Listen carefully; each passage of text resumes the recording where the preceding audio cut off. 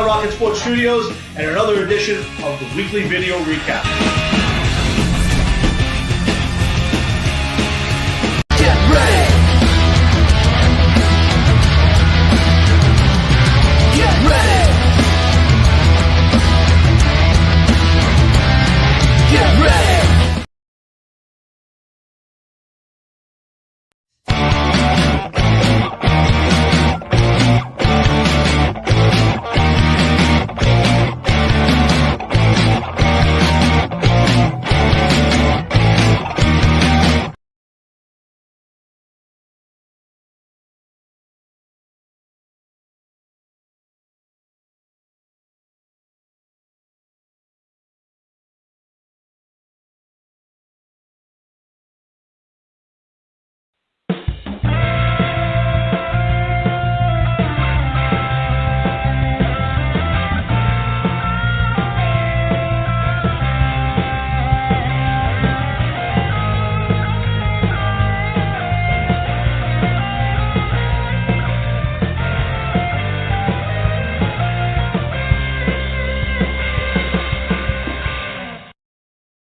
It's my cue to start to the show, and welcome to another live edition of the Hard Rocket Sports Show, live from Higher Top Hard Rocket Sports Studios in beautiful scenic Monroe, New Jersey. We are your 2-hour, that's right, 2-hour weekly get-together where we bring you all the biggest news around the world of hard rock, heavy metal, and of course the wide world of sports. And guys, welcome to Thursday night. How dare I say September the 12th in the year of our good Lord 2024. And we take a minute to remember, obviously, a day that is fast not becoming, I shouldn't say this, a day that needs to be always remembered for the tragedy it was, and that is September 11th, which was yesterday, 23rd anniversary. I feel like it's becoming more and more of a footnote, kind of like Pearl Harbor. Yes, they still do the ceremonies. Everybody was down there. But we can't forget what happened, what it did to our country, and making sure we never let it happen again. And we do remember all of those who died that day. And since then, there was a thing I heard yesterday where more firefighters have died from 9/11. I guess toxic air from cancer, probably caused from being down there, than on 9/11 itself. So, you know, we are still experiencing death from that day. Lives, many lives were changed that day. I think our country, to a certain extent, was changed that day, and the patriotism that we experienced that from that point on for a good amount of time has certainly dissipated. And we'll talk a little bit about the election, and then we got a lot of sports to get to.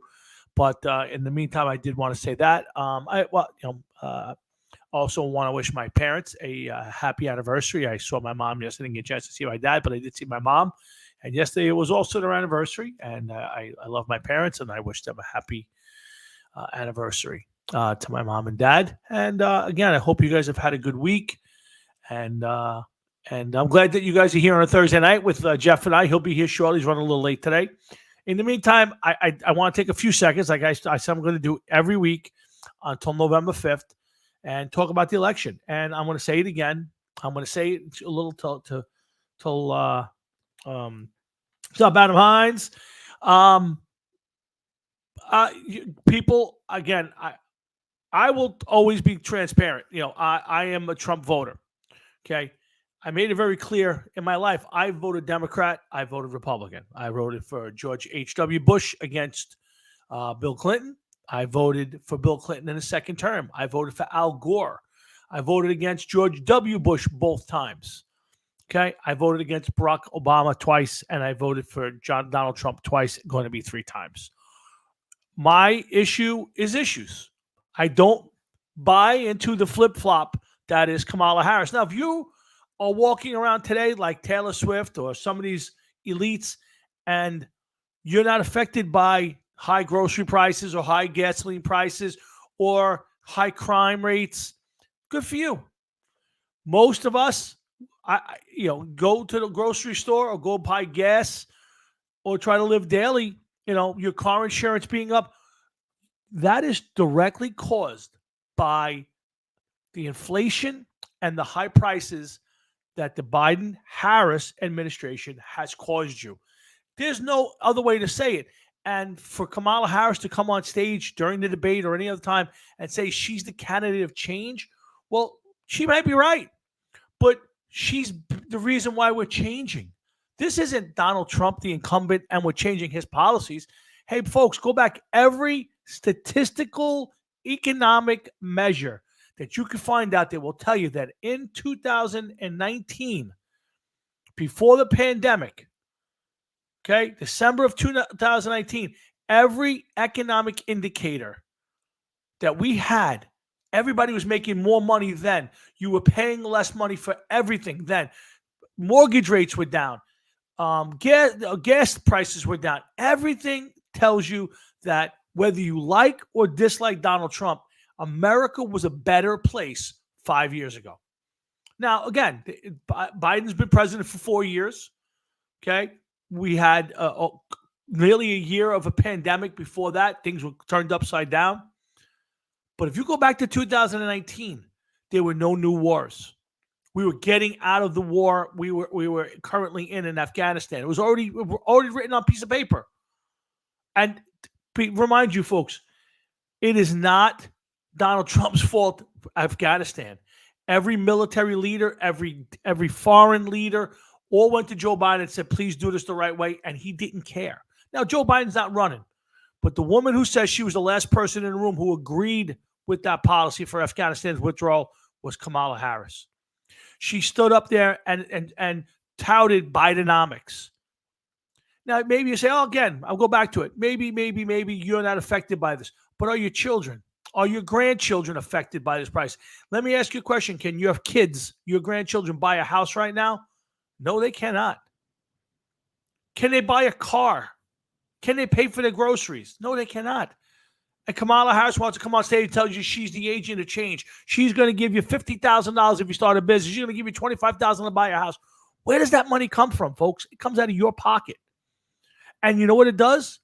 When you throw money into the economy that has no real substance, it causes inflation. This is exactly what happened to us after. They came in and gave away a bunch of money, and inflation went to 9%. Now they want to say, well, it's only 3%. Great, thank you. It was only 1.4% under Trump. So I'm telling you guys, Trump has said it, and I couldn't agree more. Whether you like the man or you don't like the man, that's fine. You don't have to like them. But go by policy. Don't listen to this. Kamala Harris, everybody says she won the debate. And I'll tell you, I'll be the first one to tell you, I thought Trump did a terrible job. He bought the bait. She baited him. All the people walk out of his rallies. She knew, and none of it was true. She just wanted to get under his skin, and he took the bait. Biden tried, and Trump did a great job ignoring it. She did it, and he bit hook, line, and sinker. When he hit her on policy, he won. What's her policy, you ask? Okay, we don't know. We know she's for price gauging. What is price gauging? Nobody knows. It's price gouging. She wants to go out there and control the prices. Tell people what they can charge you for things. It's never worked, folks. It didn't work in Russia. It didn't work in Venezuela. These companies went bankrupt from it. Capitalism works. That's why we've been so successful as a country. Please do not buy into the bullshit. She wants to go after you for unrealized capital gain. So if you have a stock portfolio and that stock portfolio made money this year, but you didn't take the money out, it's still there. She's going to tax you on that money. Now, if the next year your stock drops down, she will not touch it. Okay, she will not give you the money back. If it goes up again and you sell it, you will pay tax again. She believes in redistributing wealth. She's a Marxist. Her father was a Marxist professor. They believe that Everybody should have the same amount of money and should be dictated by the U.S., by the government. And folks, if we've learned one thing in this world, the U.S. government and any government out there, you want less. We want less government and more control over your own money, how you spend it, where you spend it, how much you make. And please do not be fooled by this woman. She has no clue what she's doing. She went through this entire debate, and I dare you to go on YouTube, find that debate, and point out 3 things she said that had any substance to it. She talked about dreams. She talked about growing up middle class. She talked about everything, and she told you nothing. Folks, I'm begging you out there. Hate Donald Trump all you want. Go find both their policies, and then tell me you're voting for her because you agree with them, and I'll respect it. But please, I'm telling you, for the sake of this country, you can hate Donald Trump all you want. We have this unique experience where we have 2 people who have been in office and in power. We had Trump 4 years ago, so you already know what he's about. You know what he's done. You know what he's going to do. It's the same thing. He's going to drill for oil. He's going to frack. He's going to charge tariffs, and tariffs work. Tariffs don't listen to this whole thing about tariffs. Here's the problem. Here's what tariffs do. They tell China or Mexico, you bring your stuff into our country at unfair prices, and we're going to charge you tons of money for it. And then people say, well, that means we're going to pay. No. It just means that China and Mexico will lower their tariffs for our stuff going to that country. They will come and have better trade deals, just like we had. Just like the Abraham Accords settled the Middle East. And if Joe Biden didn't wreck it, there would be peace in the Middle East right now. Folks, I'm telling you, this woman is the wolf in sheep's clothing. She wants to take from your pocket and give it to illegal migrants. That's the bottom line. They talk about the Republicans want to give away Social Security. No. The Democrats want to give it to migrants. They want to pay for it. She was on paper and on film saying she wants to pay for jailed trans migrants who want transgender surgery. Put that together. So somebody comes into this country illegally. They get go to jail for a crime committed against you, whatever the reason is. And while they're in jail, they decide they want to become a man or a woman, and you will pay for the surgery. She's said it. She filled it out on an ACLU form when she was running for president. Folks, this woman is a Marxist. And if you think Joe Biden is bad, folks, you haven't seen anything before when this woman gets in. Do yourself the favor. I'm going to do this every week. You don't want to hear it? Tune in to 720. I don't care. And the Tuesday, Wednesday before the election, I will be doing an entire show. I'm inviting people on who want to be part of the discussion, and we're going to talk about policies and candidates and try to give people the biggest forum we can, do the little we can here on the Hard Rock Sports Show. I'm passionate about this because I see it, and I see people who just say, "I can't vote for Donald Trump. He's not a nice guy." Who cares? You think Kamala Harris is a nice guy? Do you think Joe Biden's really a nice guy? No, they're not nice guys. They just have been polished. And Donald Trump's not polished. He's a New York City developer. He's as brash and bold as he is cocky, narcissistic, and rude. I vote policy. I want the best person in there so that my children, my grandchildren will have the best life possible.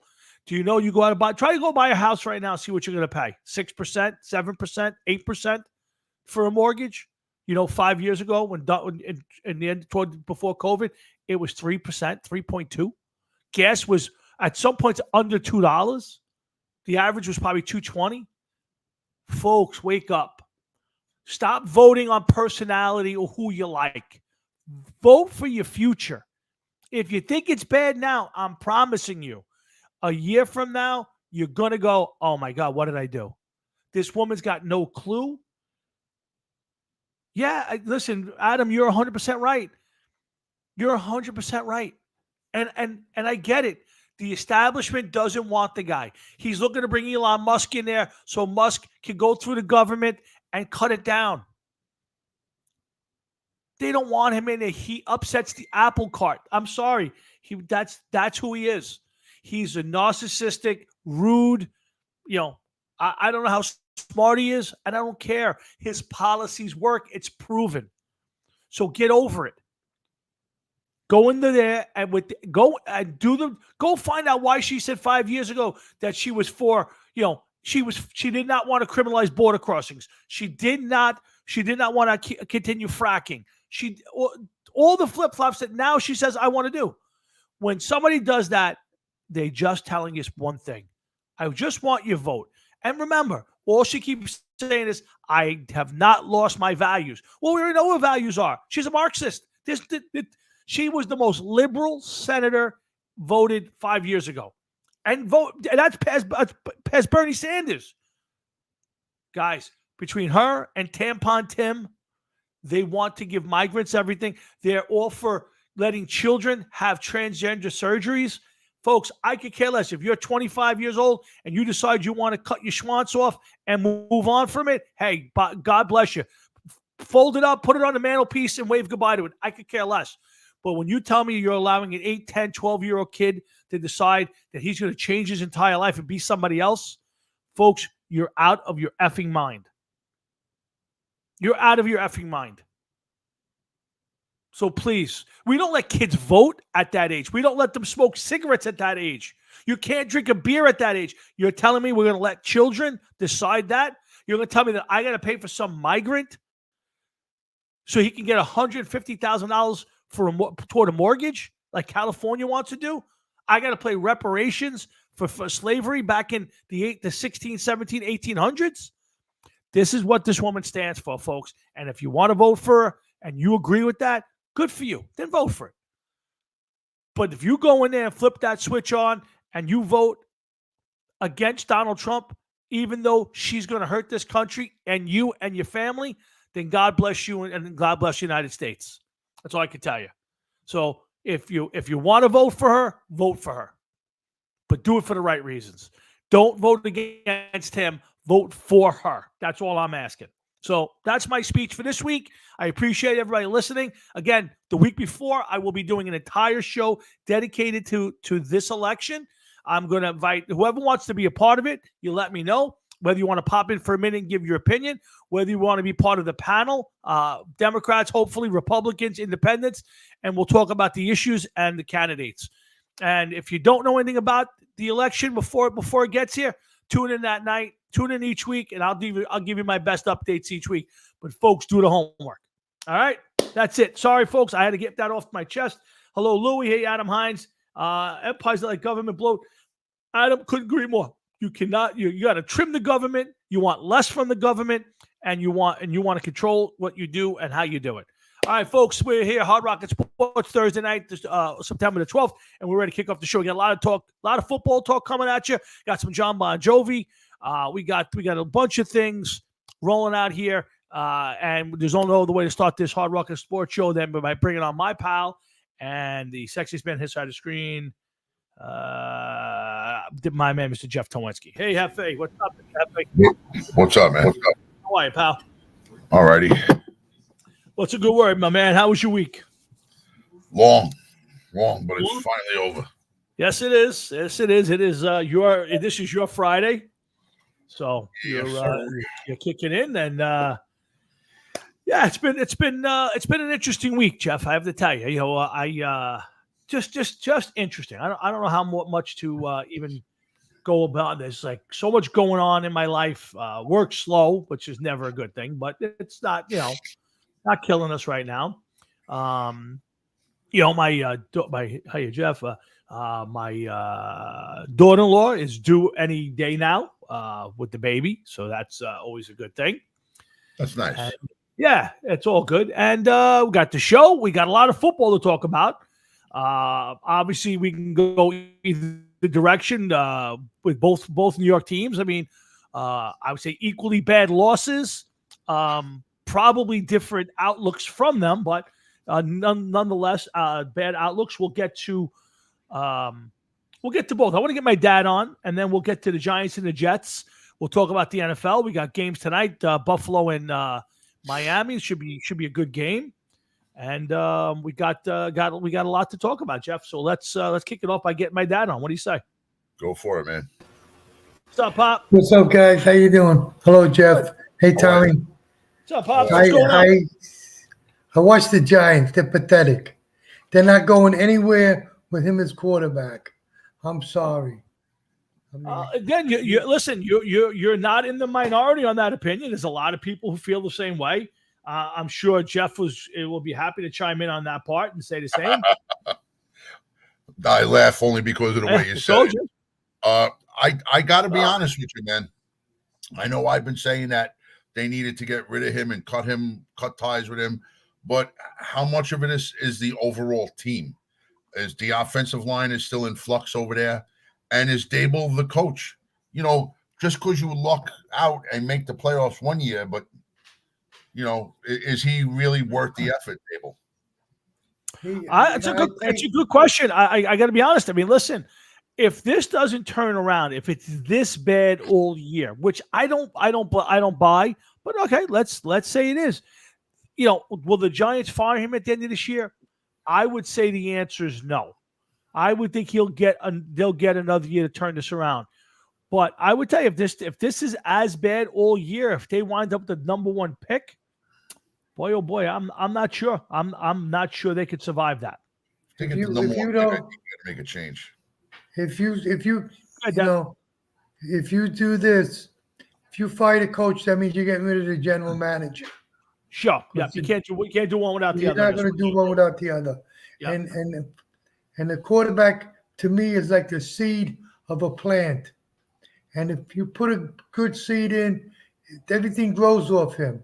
But I mean, he was throwing balls. He was 5 yards short. He was overhead. He didn't know what the hell he was doing. Yeah. And come on. Here's what I would say. You know, I'm going to give him a pass. And here's why I'm giving him a pass, guys. I'm going to give him a pass because it's been almost a year since he threw a football in a game. He's coming off major knee surgery, you know, so maybe there's a little trepidation about the leg and planting, a little nervousness. You know, everybody's been talking for a month and a half. I want to say a month. People have been talking for 6 months that he shouldn't have his job, that he wasn't going to have his job. So I'm going to say, because when I watched Daniel Jones in the past, I didn't see this quarterback. I saw a guy who just made bad decisions and couldn't stay healthy. You know, he would go out there and be 22 of 31, throw for 250, 260, you know, a touchdown or two, but he would make a bad throw or two during the day and cost the guys the game or just not put them in a position to win.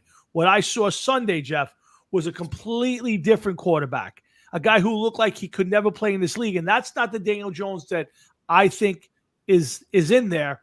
Now the question is, can he ever come back? I don't know that answer. Like after that, I'm not sure we'll ever see the Daniel Jones who won the playoff game against the Vikings.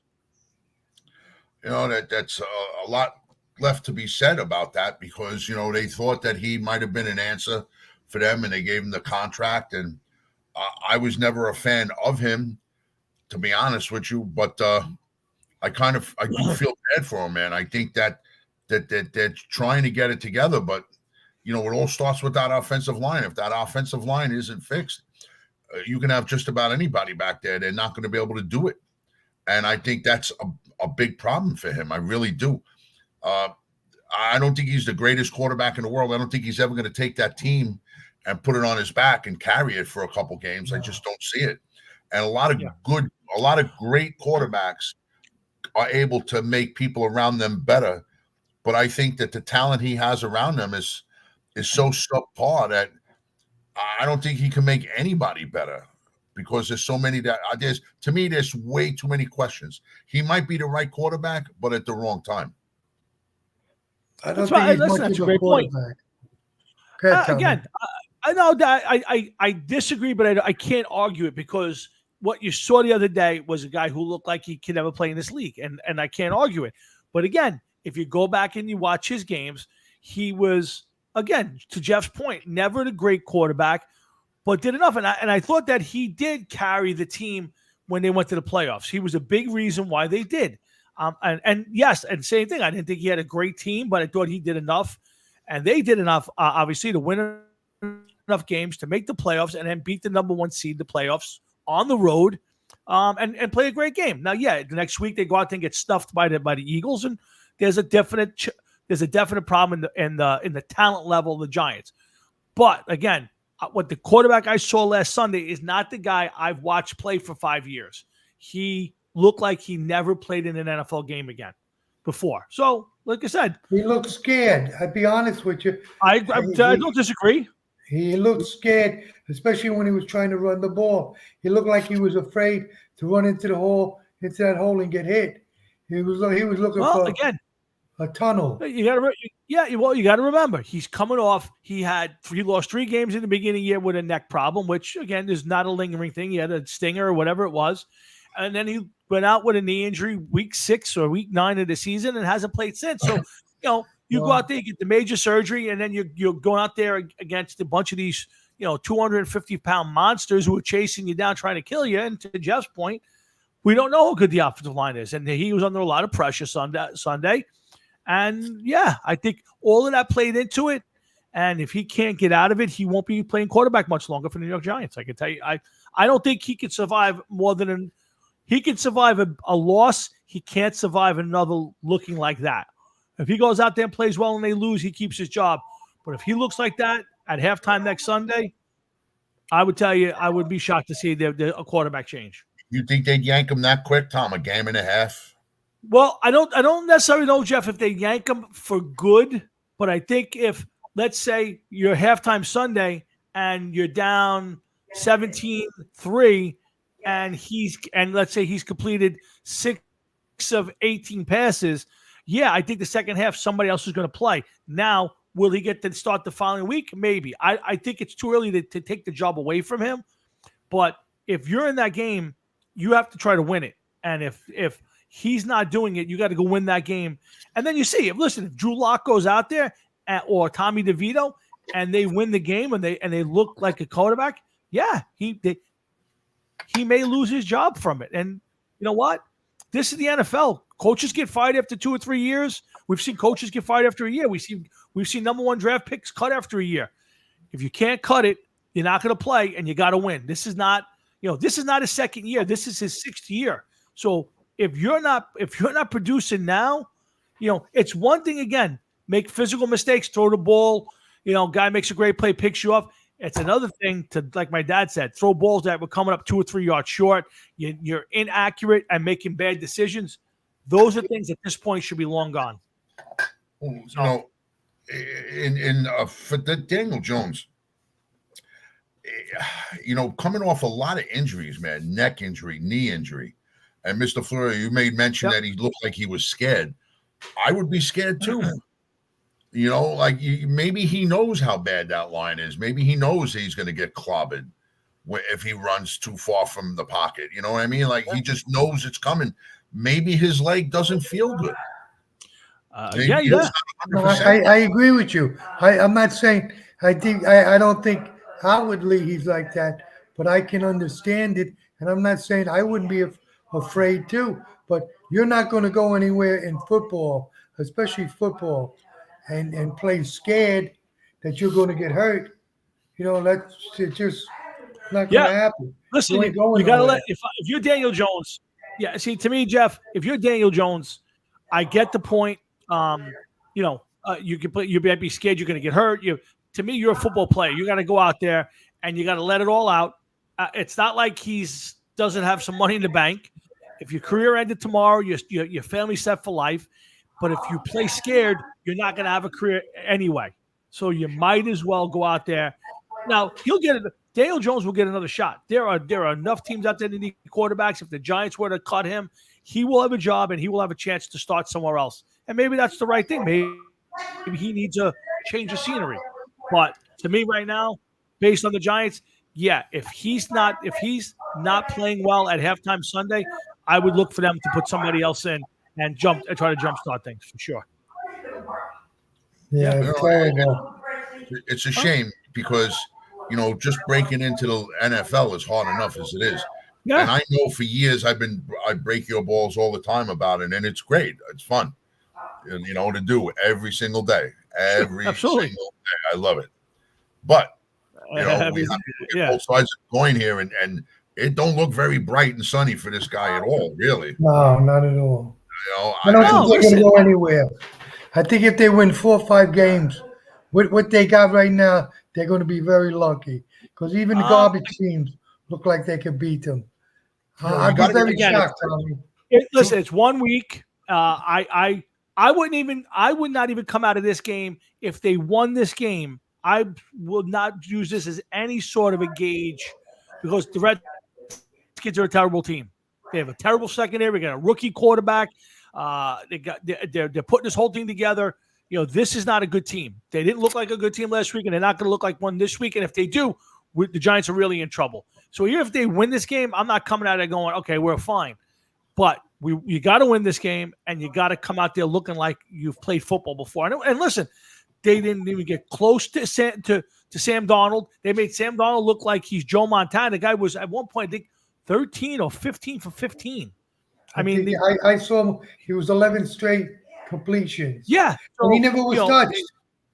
I had my cousin's wife text me to tell me how great Sam Darnold was doing and how bad the coaches of the New York Jets were because Sam Darnold was having a great game. And I had to write back to her. I'm like, first of all, what the fuck is wrong with you? Yeah, really. Even say that. They're playing the Giants. I said, it's the first week of the season. Somebody's got to win. Somebody's got to lose. That's all there is to it. Yeah. And, I'm not putting right now, he's lucky enough. I'm not putting him to bed, but listen, I wouldn't go out of my way. But again, it just shows you that they're nothing worked Sunday. Now the emphasis is going to be on the quarterback. Listen, you make $40 million a year, you're going to get the most grief about it. But there ain't a guy out there on that team, not the offensive line. They dropped 5 passes. He was 22 or 42? They had 5 drops. Well, let's say those 5 drops don't happen. Oh, he's 27 for 42. Maybe it's a little better. Maybe it's a couple complete. Things happen. But when you drop 5 passes, that's a big problem. Teams don't drop 5 passes in 3 weeks, let alone one game. So well, let me ask you this, all right? Sure. Both of you. Is this a product of not having a preseason, a long enough preseason? 100%. So like this guy's basically in August still when he needs to be in September and early August. You and I have talked about this is, the first 4 weeks of the season is the feeling out process. Now, some teams are better prepared, like the 49ers or maybe even the Cowboys. There are teams that are just better talented, and they're going to deal with this. But I watched a lot of football Sunday. Everybody looked, so-so. We'll talk about the Jets. The Jets were no great shakes. To me, that's a product of teams not practicing. Now, some teams are going to look better than others. Some teams, like the Giants, are worse, so they're going to make teams like the Vikings look better. But I would tell you the first 4 weeks of the season is the new preseason. And that's where, so maybe, week 5 and week 6. That's why, to me, if you're going to lose a game, lose it early, get some momentum, and then be ready in November and December. Turn it on and win your games. And you make the playoffs, and that's where you go. But, yeah, Jeff, I'm with you. I think a lot of this has to do with there's no preseason. Yeah, but, Tommy, I agree with you there. But if you watch, even when you watch the exhibition games, they put their first team in for maybe 3 plays, 4 plays, take them out, and put all these guys that weren't going to play all year. I don't disagree in that. I did not exactly what we're talking about. There is no preseason. A regular season game, the first, like they say, the first couple of 3 games really are exhibition games. Yeah, if you look at it, absolutely, 100%. But don't you feel as though that even though these guys may come in and play a couple possessions in the first game and a little bit more the second, and at least they're getting up to game speed. They've been sitting around for some of them for 8-9 months, and now here's their time to just get back up to speed, get used to getting hit again. I'm sure none of us here here's why I want to get hit by some of these linemen that they got chasing. Oh, no, not at all, man. No. I agree with you, but it's also the practice, Jeff. That years ago they practiced twice a day. You know, by the time you got to preseason games, you were already being hit. You were already playing full games practically with the practices they were having. I think that's the biggest thing. It's not so much the exhibition games themselves; it's the lack of hitting in practice. It's like anything else. It's muscle memory, you know. And it's different when you're Daniel Jones and you're going back and you're not worried about getting hit because you don't care. You're not paying attention to the guy on the backside because even if he goes by you and taps you like a sack, you're still going to complete the pass. It's a difference when you get into a regular game at regular speed, and now you're worried about the tackle coming off your blind side or the tackle coming off your front. Of course. But you want to know something? In defense of these players, though, Tom, the athletes of 20, 25 years ago, as good as they were, are definitely not the athletes of today. Oh, no. These guys are at a completely different level. I wouldn't say there's things such as a quarterback, a running back. These people are athletes. Oh, absolutely. They just train a completely different way. Everything they do is completely different. Your quarterback might have trained one way years ago. You didn't see a quarterback cut up and built the way some of these guys are now. No. You know, these people are machines, man. Right, but that's more reason why, you know, years ago, I mean, look at Terry Bradshaw or some of those guys who played quarterback back in the 70s. I mean, those guys looked like they were beer sales. The way they were built. Yeah, exactly. And they practiced and they got their heads handed to them and they got up every day and went out on Sunday and played football. You know, today's quarterbacks, you're right. My point being is that, you know, these guys today are like cyborgs the way they look. I agree. You know what I mean? They should be able to be faster. They should be stronger. I understand what you're saying. Don't get me wrong. 100% I agree with what you're saying. More practice, the better you're going to be. Of course, anything. But when you're dealing with a superior athlete, you can't compare a quarterback from today's NFL to Terry Bradshaw. I would think that today's NFL, today's quarterback would be 1,000 times better than Terry Bradshaw. Might not have the spots of Terry Bradshaw on the field. I agree. I agree with you. Are you going to tell me Lamar Jackson wouldn't run circles around Terry Bradshaw? 100%. But who would you rather have a quarterback? Well, Terry Bradshaw. Right, there you go. Thank you. They're better athletes. They're not better football players. They're two prima donnas. Prima donnas today. Where would you ever see a kid taken from college and start the first game of the season? Where do you see that? You would never see that. Yeah, that's a lot of it too, man. That's a lot. Look at Aaron Rodgers. How many years did he play behind Favre? Yeah, 4 years. At least 4 3 years. 4 years. Come on, you know. No, I agree. I think athletes. Yeah, I think they're better athletes today. Obviously, they do this year round. They have special nutritionists. They have every gimmick in the world. Anything you want. These guys are better athletes, but they're not better. Who crawled out from under his rock? Daniel Jones bashing. I'm gonna let you guys I saw your quarterback play. Yeah. Let you guys better be go. careful. I saw his quarterback play too. Yeah, he started limping a little bit towards the end. If you saw him, but yes, I think he's going to be all right as long as he doesn't get hurt. We'll see. No matter what you think about him, he's still a good quarterback. We'll see. I think we'll certainly see. I don't know if he's going to help. All right, guys, have a good time. All right, Pops, see you over the weekend. See you over the weekend. Jeff, take care, buddy. Nice seeing you again. All right, Pops. It's my dad. Checks it every week. Yeah, my dad was talking about Aaron Rodgers, and we were talking about Bo Lax, not Bo. Dude, I couldn't even finish watching that Jet game. But I sent you something. I was proposed a trade already. Oh, were you? I didn't see it. What I don't even know if he's there, so I hope he acknowledges this. One Frank Catalano. And the Bo, whatever the fuck his team's name is, was nice enough to offer me a trade that I had found very hard to say no to, but that was Bo Nix straight up for Josh Allen. Oh, it's a tough trade. Yeah, I could see how you might want to do that. Oh, yeah. Before or after I get my head examined. Yeah.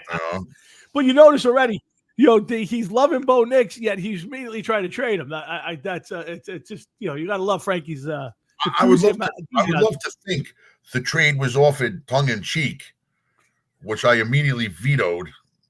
But, I think he knows. I'm not sure. We'll have to wait for him to comment on that. All right, before we get to the Jets, we're going to open up with the Jets. But before we do, I do want to get to the Tyreek Hill thing because they are playing tonight, Buffalo and Miami. And we'll get to a little bit of Sunday's games. We'll talk about this week's games. I want to get some Bon Jovi in. I want to talk about Deshaun Watson and Tyreek Hill. A lot of NFL stuff. But I want to talk about this Tyreek Hill thing real quick, Jeff. And when I heard it on Sunday, the first thing I saw about it was something that he did. I guess it was done after the game, and I didn't know much about the incident other than he had gotten pulled over for something. And I think I heard somebody say he got pulled over because they thought he was a drug dealer because he was driving like a $500,000 car. He was driving some kind of Lamborghini or something. Yeah, something very McLaren, exotic. I think it's like a $500,000 car. Yeah. So I didn't know anything about it, but he came out and he couldn't have been better about the situation. He was talking about how someday he wants to be a cop, and you know he doesn't want to be a cop, but he was saying all the right things. We got to work together. We got to figure a way to make this, fix it for the community. And then all of a sudden I'm watching more stuff, and I'm watching him, and then all of a sudden his tone changed that it was everybody else's fault. He didn't do anything wrong. The cop should be fired. And then you see the body cam video, and so now, Jeff, I'm not the brightest guy in the whole world. We've acknowledged that here, right? So, but I know when I get pulled over, who might have vote? Who are you going to throw your 2 cents into it? But I know that if I get pulled over, I roll down my window, I shut off my car, I put my hands up where somebody can see them, and I wait for the officer to walk up. No matter what the weather is, he's walking up. The window's got to be down, right? Would you agree? Yes. So, the last person you want to make nervous at that point in time is that man and his partner, and especially the guy coming up to your side. You can't go bang, bang, ha. It does not work. Yeah. You got to play by the rules. Right. So now if you're in that car and you've been pulled over and you see a couple of cops walking your way, and you have tinted windows, severely tinted windows, and what do? You roll down the window and you say, "Hey, officer, how can I help you?" Right? I mean, at that point, license, registration, and you move on. What you don't do is get snippy and say, "Don't bang on my window that I should have rolled down." You don't get nasty with the cops. When you do roll it down and they're walking away, and he says, "Don't roll down, you don't roll up your window," you don't roll up your window. So to me, in this whole thing, now I'll say this: I thought the cop took it to a different level that he probably should have. But I also say all Tyreek Hill had to do was roll down his window, hand him his license and registration, and he probably would have left there with nothing. That's my opinion. Once the cop figured out who it was, I guarantee he would have left with nothing. How about this? Okay. Yeah. Same scenario you just said. Cop comes over, you roll the window all the way down. Yep. Okay. You be as cooperative as possible. You turn around after you give the officer your information, and maybe the officer says, "Listen, we pulled you over because they're making your car, this, that, and the other thing." Or when the moment is right, maybe you turn around and say, "Officer, would you have any idea who I am? Yeah. And would you allow me to explain who I am?" And when he turns around and probably say, "Okay," and then you explain to him and you say, "Listen, I play for the Miami Dolphins. I'm their number one receiver. My name is Tyreek Hill. You could look it up, so you know who I am." I mean, and approach it a different way. Sure. But I've seen a lot of people. I only know one person that was going out of his way to stick up for him. Okay. Yeah, and I was shocked by it. I was shocked by it too. I was shocked by it. I agree. Yeah. Well, when I brought up that even Tyreek said that he shouldn't have done what he did, I noticed he didn't touch it. But whatever. Yeah. I think the guy is a thug. I said it before the incident. I said it after the incident. I just think that the guy is a thug, and it thinks that he is more important than anybody else in the known world. It's just how these athletes are, and I think this is a prime example of one. And he put himself in a bad position. He acted out in a bad way. And listen, I don't give a fuck if that car cost $1 million. They says, put down the window, open the fucking window. Yeah.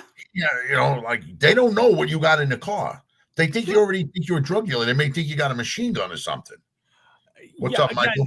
Hey, Michael. Hey, Carl. Listen, you know what? Here's the bottom line. If you're Tyreek Hill the best thing you could probably do in this whole thing is just say, hey, I made a mistake.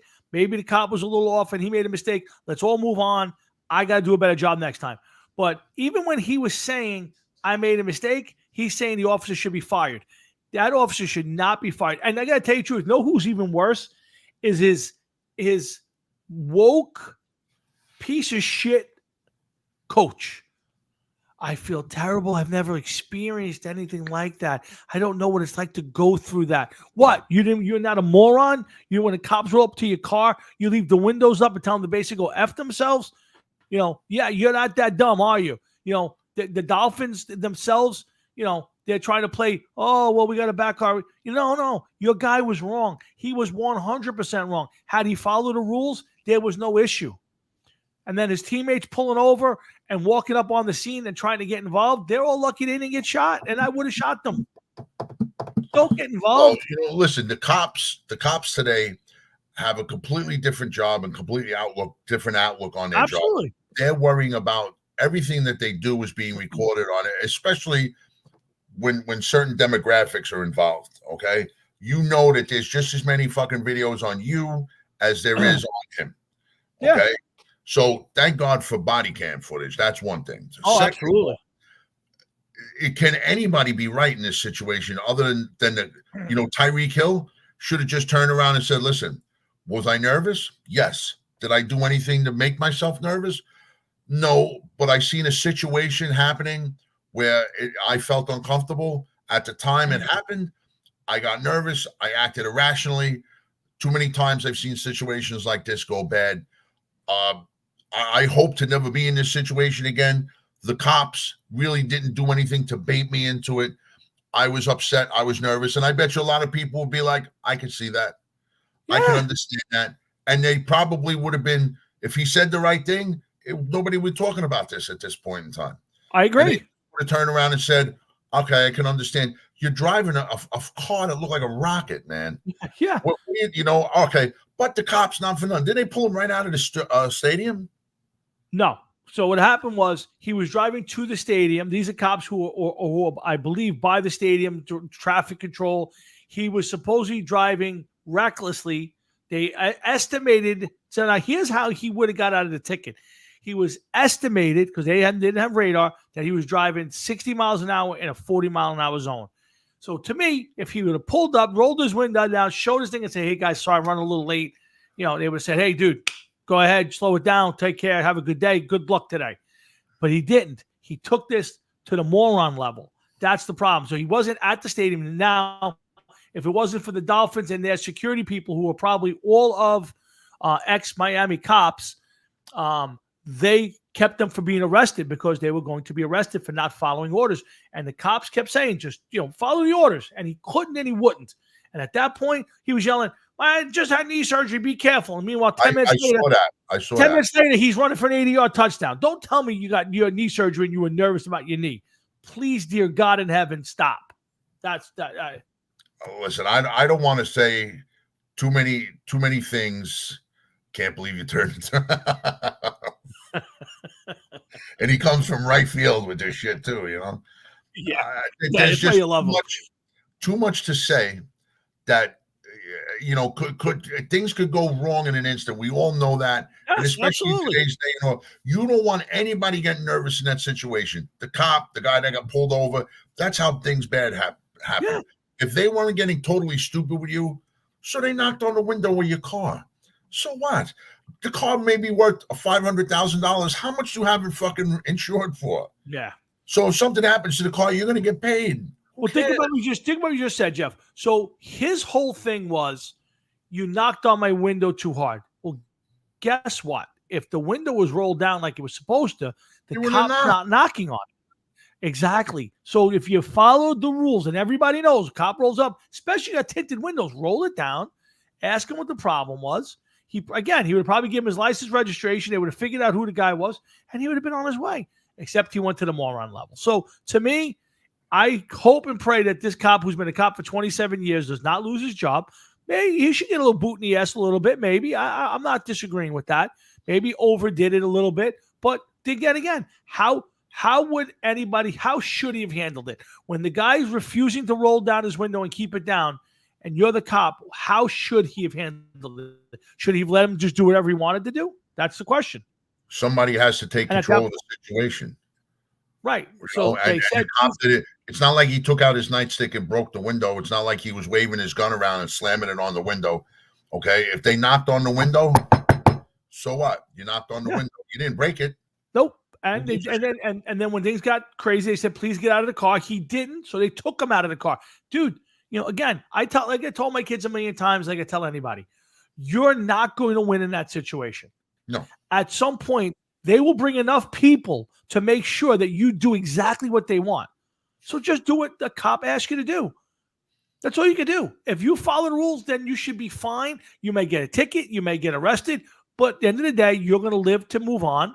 There's going to be nobody getting hurt, and there's no issues. But if you think you're going to go, I'm not doing that, and you think it's not going to happen, like I said, they will just keep coming with enough people until they got enough people to do it. Frank, let me answer your question in the right time. Right now we're on this, but we'll get to that in a minute, I promise you. But Tommy, you're right. And especially you got two young boys, okay, especially one who's going getting ready to experience a wonderful thing in his life, of course, with the birth of his baby. That's going to be awesome. Yep. But like you just said, if they're telling you to get out of the car, you've already reached a level where you're not going to talk your way out of it. It's now bad. Everything that you do against their rules and every requests are hurting you. Yep. Okay. They are not going to jail. They are not going to get fines. They are not going to get anything out of this other than let their names be in the paper and on TV if you don't do what they tell you to do. Okay. And because of things, and because I firmly believe a lot of these guys, some of them are trigger happy without a doubt. Some of them are very nervous too. Sure. Nobody Absolutely. can tell me is not going to be nervous going into a situation where you don't know where this is going, especially when it escalates real quick. Sure. Okay. So why put yourself in a position where maybe the next thing the guy just pulls out a gun and shoots you? You're not bulletproof. You may be Tyreek Hill, but you're definitely not fucking bulletproof. Yeah, I couldn't agree with you more. And at the end of the day, again, not to blaze, but Tyreek Hill should just, at this point, shut up. Because to me, he only looks worse and worse every time he opens his mouth. So, and to me, like you brought it up a few times this week, Jeff, the guy doesn't necessarily have the best track record in the world. No, this is not a model citizen. No. That's when Frankie was asking me, like, well, I bet you'd want him on your team. No, I wouldn't. You know why? Because somebody with a track record like that reminds me of the kind of guy that he goes out Friday night to the club. Who says that Saturday morning he's coming to he's going to be okay? Yeah. You don't know what he's going to get into. And if you think a guy like that is living a clean, healthy lifestyle outside of the game, you're out of your fucking mind. To me, he's 2 seasons from the next Antonio Brown. I'll take that bet. Right? I'm serious. You think about this guy and moving men and taking your dong out in inappropriate places. Yeah, I'll take that bet. I'll give you 50 right now, without a doubt. What's the over under is 2 seasons? Yeah, I'm saying I'm going to go with the slightly over. The slightly over. He is headed for the Antonio Brown ending to your career. Running off the field with less clothes on than you came there with. Oh, that's where his career is headed. So before you get off the bed, that's some good shit, man, right there. That's great. On Rocket Sports, Jeff and Tom, we're every Thursday night, especially right through the football season. Lots of good football this weekend. We got a couple good games come up this week. We'll talk about that. But right now, we'll talk a little Deshaun Watson. And Jeff, I got to say this. I got to say one thing before. I can't believe you made that analogy. That's fucking great, man. The Antonio Brown ending to your career. It's coming. I mean, you don't see it happening in front of you. Don't. Yeah. He's had runners with the law. He keeps 1 minute he's going in the cheetah. And he's calling himself in the third person cheetah. So he's using his own nickname in the third person. Hopefully, when he starts shedding clothes and they're off, the only reason he has a deep voice is because he has thick vocal cords. That's all. That's all you can hope for. Speaking of thick vocal cords, your boy Deshaun Watson has got another lawsuit. Jeff, at some point the NFL's really got to look at it a little bit and say, maybe this guy is a bit of a fucking perv and should not be playing in this league anymore. I mean, at some point, what is it, 27, 28 different people accuse this guy of touching? At what point did the NFL got to go, all right, you kind of got to go away now? Well, listen, Tom, one happens, one comes out of the woodwork and wants to, press charges against you. But not for nothing, in his defense, I think only like one or two of these women use their real name. They're all going under Jane Doe. Okay. But just to mention that and keep that relevant. Not that I don't know what it means, but they're all going under Jane Doe. They don't want to use their real name. Okay. Now, back to this. As a man, 58 years old, Tom, you're going to be 57 in a few days. That's right. We've seen some things and we've experienced some things in our lifetime. I don't remember, touching many women that weren't mine to touch. Matter of fact, I don't think I touched any that weren't mine to touch. I also didn't have the money to have masseuses come to my house to put me in a situation where I may say, like, I'm going to try this. I just never did. So I don't live that kind of lifestyle. But I agree with you. Yes, somebody has to step forward and be like, one, maybe, two, a copycat, three, maybe. Now we're getting into uncharted waters and this is getting bad.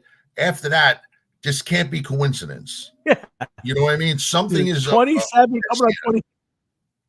There's a pattern developing. Once you get to the 20s, closing in on 30, it's got to be you. It has to be you. Yeah, you think about it. There are people who've been executed as serial stalkers and rapists who've had less people accuse them of things. Sadly, yeah. Yeah, and this guy is allowed to roam the world. Yeah, play in the NFL, get guaranteed money. Yeah, and I don't understand it. And then they rehashed the trade again. 3 number 1 picks. Oh yeah, well, I like just what that was one thing. I forget but I'm thinking 3 number 1 pick, 22, 23, 24, I believe. Yep, they went without a number 1 pick. Yeah, and they're paying for it now. 13 out of a possible 48 games or 32 games. Yeah, it's unbelievable. Unfucking believable. Yeah, and if you watch, I don't know if you watched any of the game. I wanted to watch that game for a few reasons. One, I want to see what the teams look like. I wanted to listen to Tom Brady, who I thought did a decent job. I'd liked Brady's thing, and I'll talk more about it later. But because he didn't overwhelm you, he let the game kind of play out a little bit. But watching Deshaun Watson, you just look like he doesn't want to be there. He obviously, if you're Cleveland, you got to be going, okay, between all the accusations and the bad football and the money we're paying him, is there a way out? Because he's just, I don't think he's ever going to regain the talent level that they thought they were getting when they made the trade. And now it's just been a steady stream of he's not very good. Now, I don't know, was he got 2 years left on the deal or 1 year left on the deal? It's certainly not 1 year left on the deal. There was a lot of years. Wasn't it a 7-year deal or something? I didn't know if it was 4 years, because I thought it was 4 years. I don't think it was 4 years, bro. Hold on. Now I got to look it up. I thought it was 4 years, like $230 million or something. Maybe I know it's like $230 million, but I don't think it was 4 years. Watson contract. Hold on. I'm off, baby. Hold on. Let's see. I just Googled it. His celebrity worth is $60 million. That's it? His let's see. 13 years. He got hit. It's a 5-year deal for $230 million. Damn. Fully guaranteed. Yeah, 5 years. So year 3. Huh? This is year 3. Yep. He signed it training for in 2022. So 22, 23, 24. So this is the 3rd year. So they still have 2 more full seasons of him beyond this year. You know what I don't understand? Even though, like they said, $230 million and, he's averaging X amount of dollars a year. If they would have cut him, he would be like $110 million dead money for this year. It's like some insane amount. Yeah. I don't know how they figure it out, man. What they do is, first off, because I'm sure some of it was they take some of it, make it into bonuses. So then they could spread it out a little bit. but and you can back end, so you could say like year one the contract you have 230 million, but year one is only 18 million. The second year is 20 million, and the third year is 90 million. So that way you kind of push it. And if he's good, they would have probably signed him for a new deal and pushed the money out further and given him some guaranteed money up front. But I think at this point, you're not looking to extend this deal. You're stuck with it. They may have no choice but to do that. They might. You're absolutely right. You know what, Jeff? You are right. They may have no choice but to do that because the amount of money that they gave him, it's not showing up in wins and losses and obviously in his play. And there was talk they wanted to re-sign Joe Flacco and bring Flacco back, but they were so afraid that Flacco would outplay him and make life miserable that they didn't bring Joe Flacco back to back him up. I don't know how old Joe Flacco is. He's got to be 37, 38 years old. I don't think that he would be imagine. outplaying many people at this point in time. Well, yeah, let me tell you, let's say Joe Flacco it's got to be at least 38, I would think.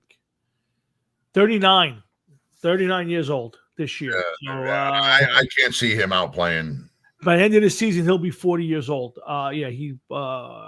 January 16th is his birthday. So anyway, kind of crazy, Jeff. I don't, but if you're the NFL, and if you're the Cleveland Browns, at some point you almost got to go, please, please, please, just two more people, and we can void his contract for morals. It's how about this? You would think that the NFL, with everything that the NFL is doing, with everything that the NFL is involved with, spreading the game to different continents, different parts of the world, trying to lure other people into play, kids, and everything else, everything that it does, merchandise, everything. Yep. You think they would turn around and say, the NFL has suspended Deshaun Watson pending investigation, and we're going to go through this, but you got to tell this other lawyer, you know what, listen, this as far as these people continuously coming out, that's got to stop.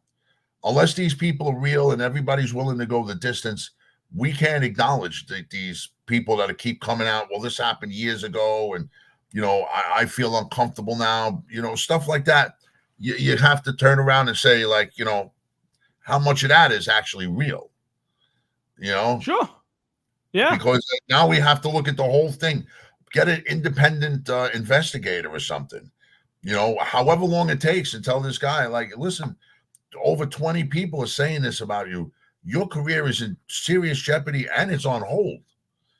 We're not just going to sit here and allow you to play every Sunday until, we can't do this. This is every time you turn around, somebody new is popping up out of the fucking woodwork.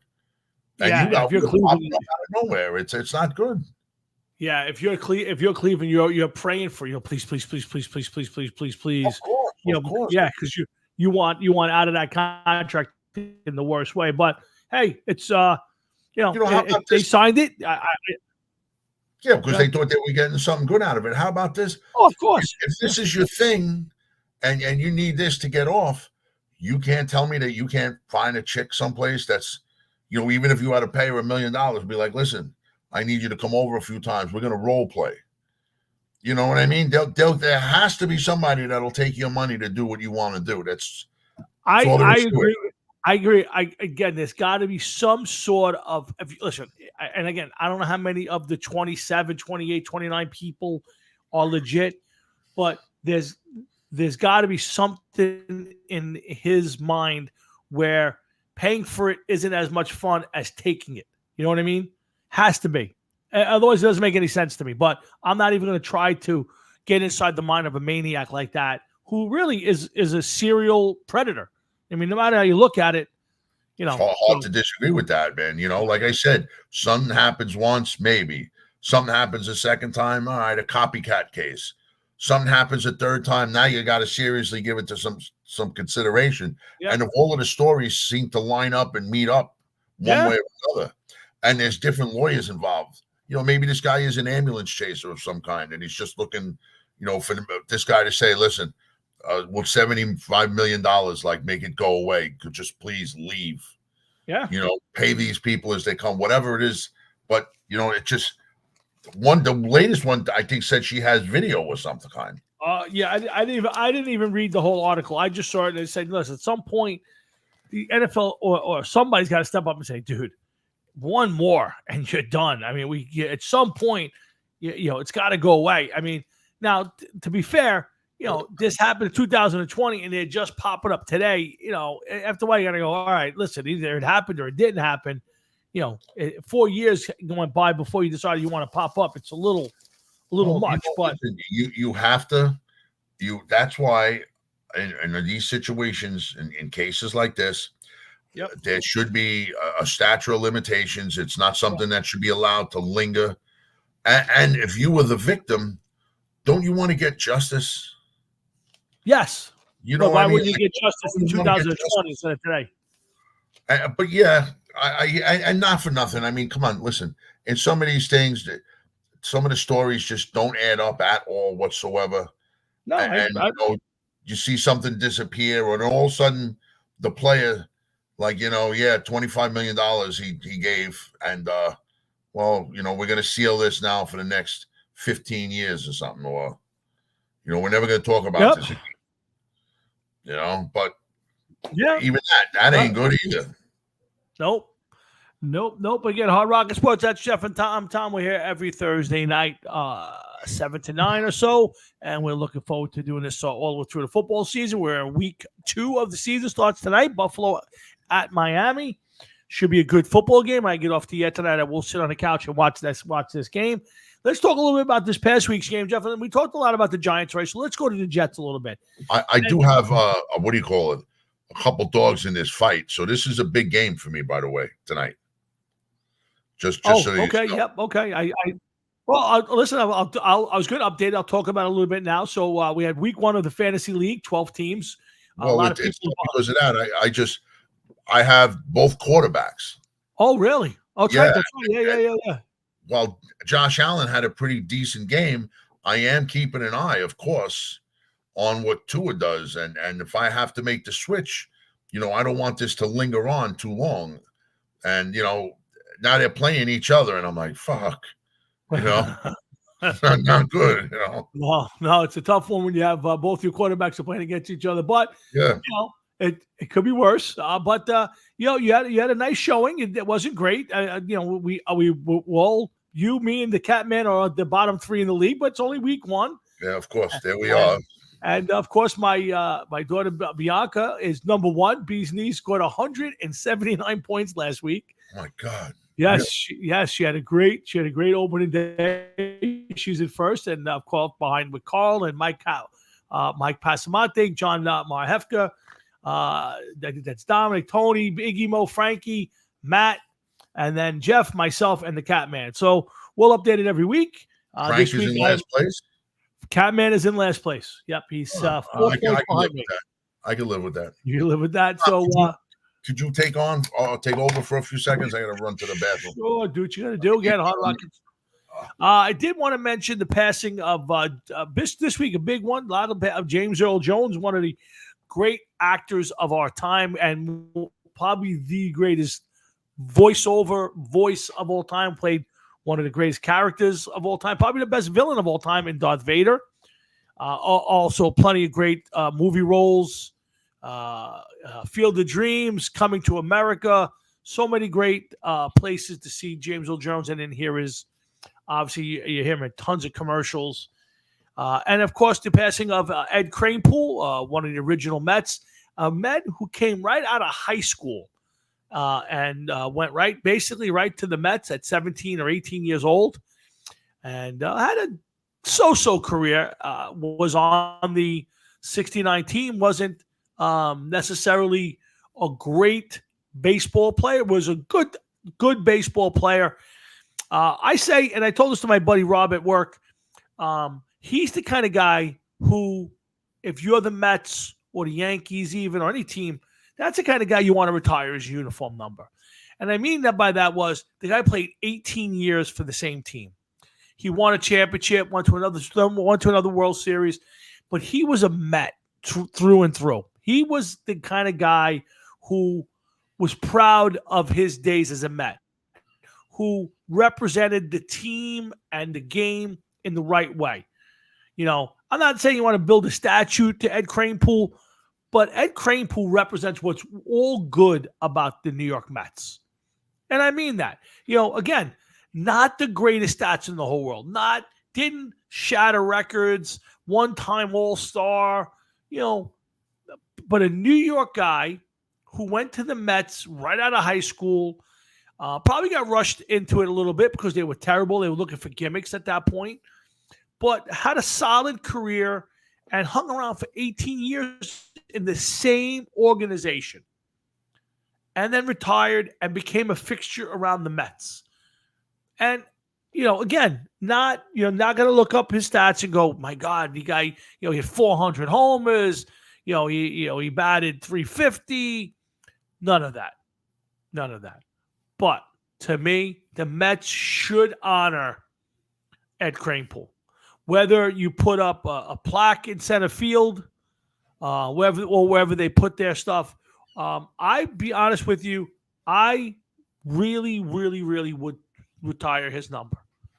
Again, I don't think it necessarily has to be about being a great player. I think you can retire a number just based on doing the right thing.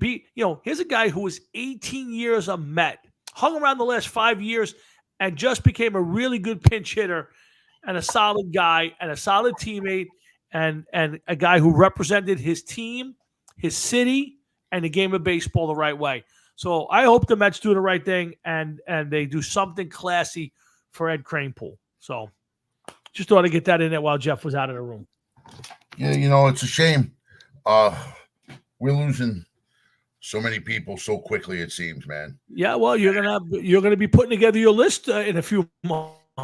So yeah, and then Eddie Kranepool, you got solidified his spot unless he could is up there making a deal with the devil and he comes back one way or another. Like, I was only fooling. James Earl Jones, Ed Kranepool. There was somebody else who passed away this week too. Psycho Sid, a couple weeks ago, Alpha Samoa. So again, we'll again before you know it, Jeff will be doing the dead list. Unfortunately, that's what we call it around here. Well, that's what it is. It's the dead list, man. Yeah, every year Jeff put together on our show on the last Thursday show of the year before New Year's. Yeah, we do the show and Jeff puts together the people who passed away. If I can give you a date of when that'll be, in case anyone is interested, that looks like it will be. If we do a show the day after Christmas, the December 26th looks like that'll be the dead list. Well, there you go. Go after the second. And Frank, by the way, my condolences to your friend. I knew Keith. I remember. I don't know how I remember him. I think through school. I don't remember. And I remember him saying some funny shit. He was pretty funny. But anytime that somebody goes before their time, it's a very hard thing, man. It sucks. Yeah, I know Keith. Melanie, Keith Mouse, whatever you want to call him, Keith. I know Keith going back to 1985. I would not say we were friends. We didn't hang out. We didn't socialize. I ran into him at a few. I ran into the surf club a few times since the football days ended. I ran into him at some football gatherings. Never had an issue with the guy. Always shook my hand. We were very friendly. We just traveled different paths. We did different things. He was a maniac. He was actually a damn good football player. Probably could have been much better if he really wanted to put the effort into it. But Keith was a solid football player. He didn't go out there and embarrass himself in any way. And from what I know of him, and again, it was a stand-up guy and gone way too soon. And I'm very sorry to hear that. Guys, I know there's a GoFundMe page trying to help with his burial expenses and some other things. So if you got a few bucks and you can spare it, I will. Frank Jeffries got a thing up on his page. Go out there and try to donate a few bucks to try to help the guy out. Yes, he had a lot of demons, I guess, and that just happens in life. Sometimes you laugh at something when you're younger, and then you realize as you get older that those things you probably shouldn't have laughed at. But doesn't mean again, for me, and I'll say this only in my aspect, my retrospective of Keith, his demons never affected our relationship. When I saw him, we shook hands, maybe did the bro hug, caught up on a couple things, said hello, never affected whatever Keith went through. he was always a gentleman whenever I saw him. So my condolences to his family and friends, and part of the Panther community, which we still have. And in fact, a bunch of the Panther guys are getting together tonight at a restaurant bar. Yeah, exactly, Frank. But so a bunch of them are getting together. Cousins up in Marlboro. If you're in the area and you're listening, I know there's a bunch of the Joe Bartelli, Iggy Mo, a bunch of the guys are getting together. I would like to have passed there, but the show prevents that. And I wish them guys all well. Hopefully, I'll see everybody someday soon. But in the meantime, we had a show to do. And again, yes, our condolences to go out to Keith, his family and friends, and gone way too soon. 57, just way too young to go. And hopefully, we'll all still be here a long time talking as friends and doing this show together. So, but again, let's lighten it up a little bit. Jeff, let's talk a little about the Jets. Again, for me, Jeff, real quick, I didn't expect them to go out there and win that game. Like, I had them penciled in for loss. I did. So did you. We all thought the Jets would lose this game. I think the problem for me is the way they lost this game. Not a lot on offense, not terrible, but not a lot. But defensively, this team was gashed for 150-something yards by a free agent, undrafted free agent running back. They did not look like they were a team on the same level as the San Francisco 49ers. And that is troubling, Jeff, because this is a team that a lot of people think will at least be playing for the Super Bowl. Yeah, it's a hard. I only watched part of the game. Okay. To be honest with you, because by the time I put it on, I was doing something. I came back. I tried to watch it, and it was just like, it was disgusting. And I was listening to it in the car coming back from where I was, and I'm like, I can't sit and watch this. I can't believe this. They look awful. This is a team this is why I always say I don't really say much about them. I don't, going to say, well, they're going to make the Super Bowl and everything else. If I play Madden, they may make the Super Bowl, but this is a team that needs a lot of work. You got a quarterback over 40, hasn't played in almost 2 years, getting his first action. A lot of questions there too. Is the offensive line fixed? Who's their clear-cut number two? Is there a clear-cut number two? Evidently there's still many questions with this team. It is what it is, but they just, I don't know. It's week one though, but then on the flip side of that, it's week one. Half the league lost on the week one. Let's see what they do. Let's see what happens. Yeah. Right now, if that was the Super Bowl, we'd be saying wait till next year. Yeah. I don't have a problem with them losing that game. I didn't think they'd go out there and win that game. But to lose in the manner they did bothered me, especially the fact that the defense didn't look good. And here's the first thing that came to me is, they traded for Hassan Reddick. He's not there. They lost Bryce Tuff. They lost a couple of guys on the defensive line, and it showed. Now, while Quinnen Williams is probably in the top 3 or 4 in the league as a defensive lineman, there's no doubt in my mind, might even be top 2 or 3. I think Dexter Lawrence for the Giants is the best defensive lineman in the game right now, but that's for a different conversation. If you are the Jets, the problem I have, Jeff, is you have this. Their defensive coordinator is supposed to be one of the better ones in the league, and you have a head coach who built his reputation on that, and you got gashed, you got pounced on, you got ran on and shoved right down your throat, and you had no answer for it. And that's what bothers me, and that's why I still say the one issue I have with the Jets is Robert Saleh. I don't know if he's good enough to take this team and win, and we're going to find out. But you say it right. This is only again 1 week.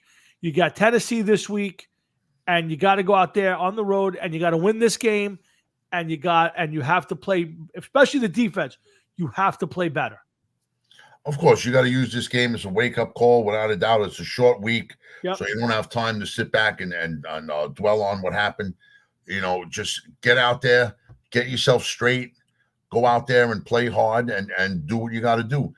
The defense, be embarrassed. But you know what? Go out there, go get that fucking everything on Tennessee. If it moves, hit it, and don't stop hitting it until it stops moving. You know, that's what you got to do. There's a lot of people on this Jets team that don't have much time left. C.J. Mosley is one of those people. I believe he's in the last year of his contract. I don't know if the Jets would even consider signing him to another contract. He was somebody who's been a solid player for the Jets for years. Another quarterback taken from linebacker taken from the Ravens must be noted. And we've had luck getting players from there from free agency, but you got to give this guy a chance. You got to help him out, and that defense has to play. I noticed. I went back and I looked at the stats. They didn't throw the ball to the second or third round pick, Malachi Cooley, whatever the fuck his name was. I don't even know if he dressed for the game. So the Williams from pickup from the Chargers didn't play, and they only completed passes, I think, to 5 or 6 guys. It's Aaron Rodgers, man. This guy's got to play better too. I understand it's the first game of the season, but please let's not have this as a preview of what's going to happen this year, please. Yeah, I don't believe it will be, but the one I would just say that I did come out a couple of things. One, I think the days of Rodgers being able to use his legs the way he used to, I watched him run around, and it didn't look pretty. He didn't look comfortable moving around. So that offensive line's got to be good, because I don't think he has the ability to slip the rush like the old days smoothly. He looked like a guy who hasn't played in 20 months. And he didn't play badly, not at all.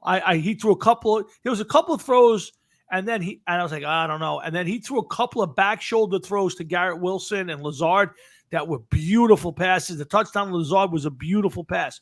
So I think if they got off the ball the way they want, I think it's fine. I also didn't love the way that they ran the ball. I wasn't crazy about the way they ran the ball. So there's a lot of questions, and they should answer them this week. Tennessee is a team that they should go out there and beat up on.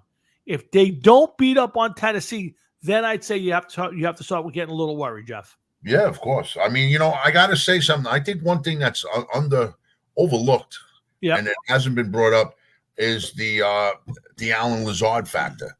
They went out and got him because he played with Rodgers. Let's see what these two can do together. I'm not going to say he's a number one receiver. I'm not going to say he's a number 2 receiver. I'm going to say that he's somebody that they're each familiar with each other, and it may make Rodgers a little bit more comfortable, somebody he knows. Yeah. If Devontae Adams ever makes it over to the Jets, who knows? We'll see when the time is right. Let's just see what happens. Maybe it'll be enough to help Rodgers out a little bit. You got to get him comfortable in the game too. No, I agree. I think if you're the Jets, the best situation for the Jets would be that Allen Lazard is a solid number 3 receiver who around the goal line is a big help to Aaron Rodgers. If he has to be more than that, I would be a little concerned. If Mike Williams doesn't make it back, or somebody else step up to be the number 2 guy behind Wilson, I think if Lazard has to be the guy who plays a prominent role in this team, I think you might get a little nervous as a Jet fan. And I would like to see a little shallow. It'll definitely be a little shallow, of course. Yeah. But I mean, you also got to remember and think that these two were teammates a couple years back, and they have a history with each other. Yeah. And just so they know how the other, you would like to think they know how the other operates, which would give them a little bit of an edge, a little bit of an advantage. I'm not saying all pro edge or advantage, but listen, at this point in time, anything is better than nothing. I agree. Listen, I understood. And again, again, I think for everything, you chalk it up. If you lost this week, and if you're the Jets, you just go throw it out. It's week 1. We played a team that probably will be or should be in the Super Bowl. Probably got the best chance. They should be number 1, number 2, Super Bowl odds. So, but again, week 1, if I'm the one that I take out of it, if I'm the Jets, if that's the Super Bowl caliber teams, you're not there right now. And you got to find another level to get there. That's the one thing if I was the Jets and I was the coaches and I was the leaders of that team, like Rodgers and some of the. Now, the one thing I want to do before I forget on Rodgers is you can't tell Jet fans after everything they've been through all these years and all the anticipation. Well, if you act like that and you jump off the bandwagon, don't come back. He has no right to say that. Jet fans have every right after all the anticipation of last year and this summer to jump up and down and yell and scream after that performance because it wasn't a good performance. They didn't go out there and get beat by a better team. They got to go out there and got their asses handed to them. And Aaron Rodgers should be out there apologizing and saying, stick with us. Don't tell Jet fans if you jump off the bandwagon, Jeff, that don't come back. We don't want you. Let me tell you something. That is the wrong attitude. Listen, when your most successful quarterback in your franchise, other than Joe Namath, is Mark Sanchez, okay? Yeah. Mark Sanchez has won more playoff games as a New York Jet than Aaron Rodgers has appeared in so far. Yeah. Now, I understand that this is just game one of his second season, or game one and 4 plays of his Jet career. I understand that. Don't get me wrong, please. Okay, but where is Mark Sanchez now versus where is Aaron Rodgers now? And Aaron Rodgers, we know what your past is. We know what you were able to do. You need to untap, unleash some of that magic, man. You do it here, just like Messier became a god. You become a god in New York sports. Yeah, no doubt. Listen, you do it. Messier.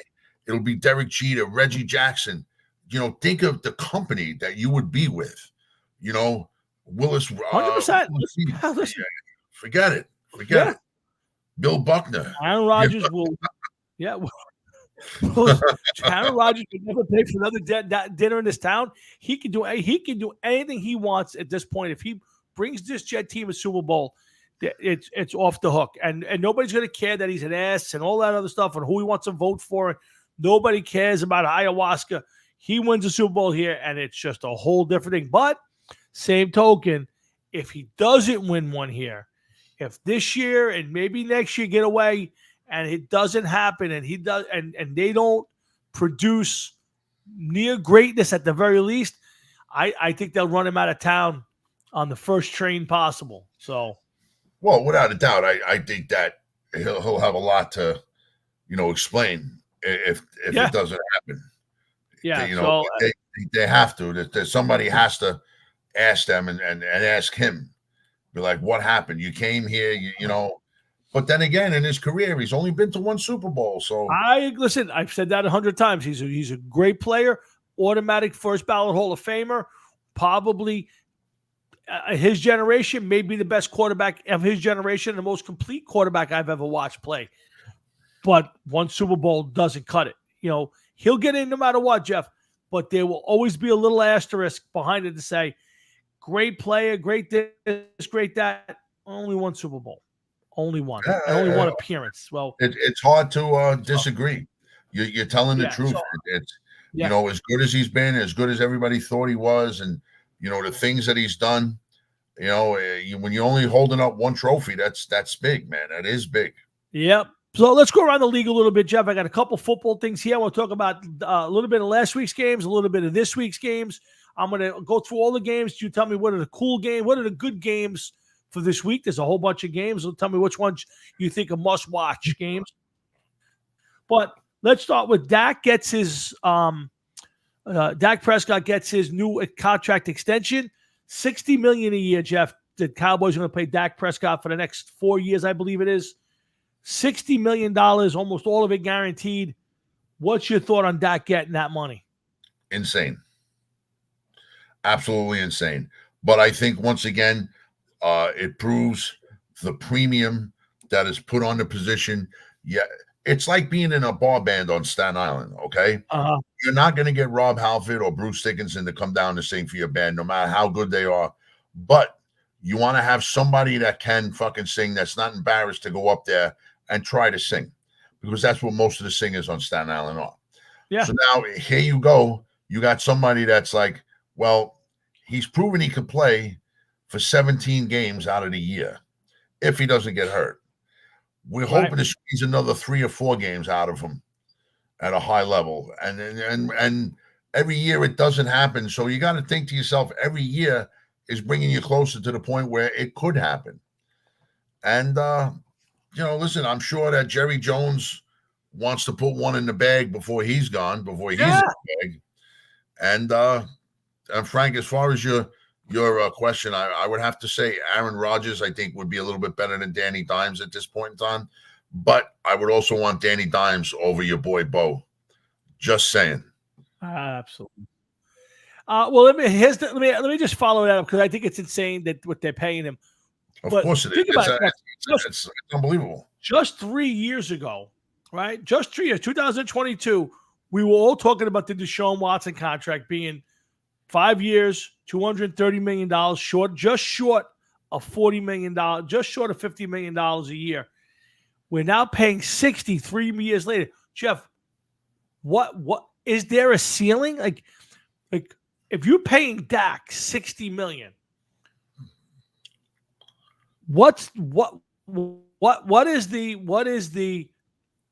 is there a topping off? Like nobody's going to make 70. Like I would have told you nobody's ever going to make $60 million a year. Somebody's going to make 70. I'll tell you who it may be. Who? Are you ready for this? Go ahead. Hear me out before you say it. I think the first quarterback that could prove that they could throw the ball and move the team through the air and also run the ball efficiently for their team and lead their team and be a two-way threat. I think the first $70 million man in the NFL is going to be one of two people.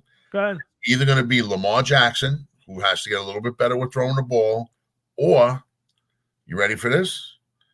What's up, Will? Justin Fields. Wow.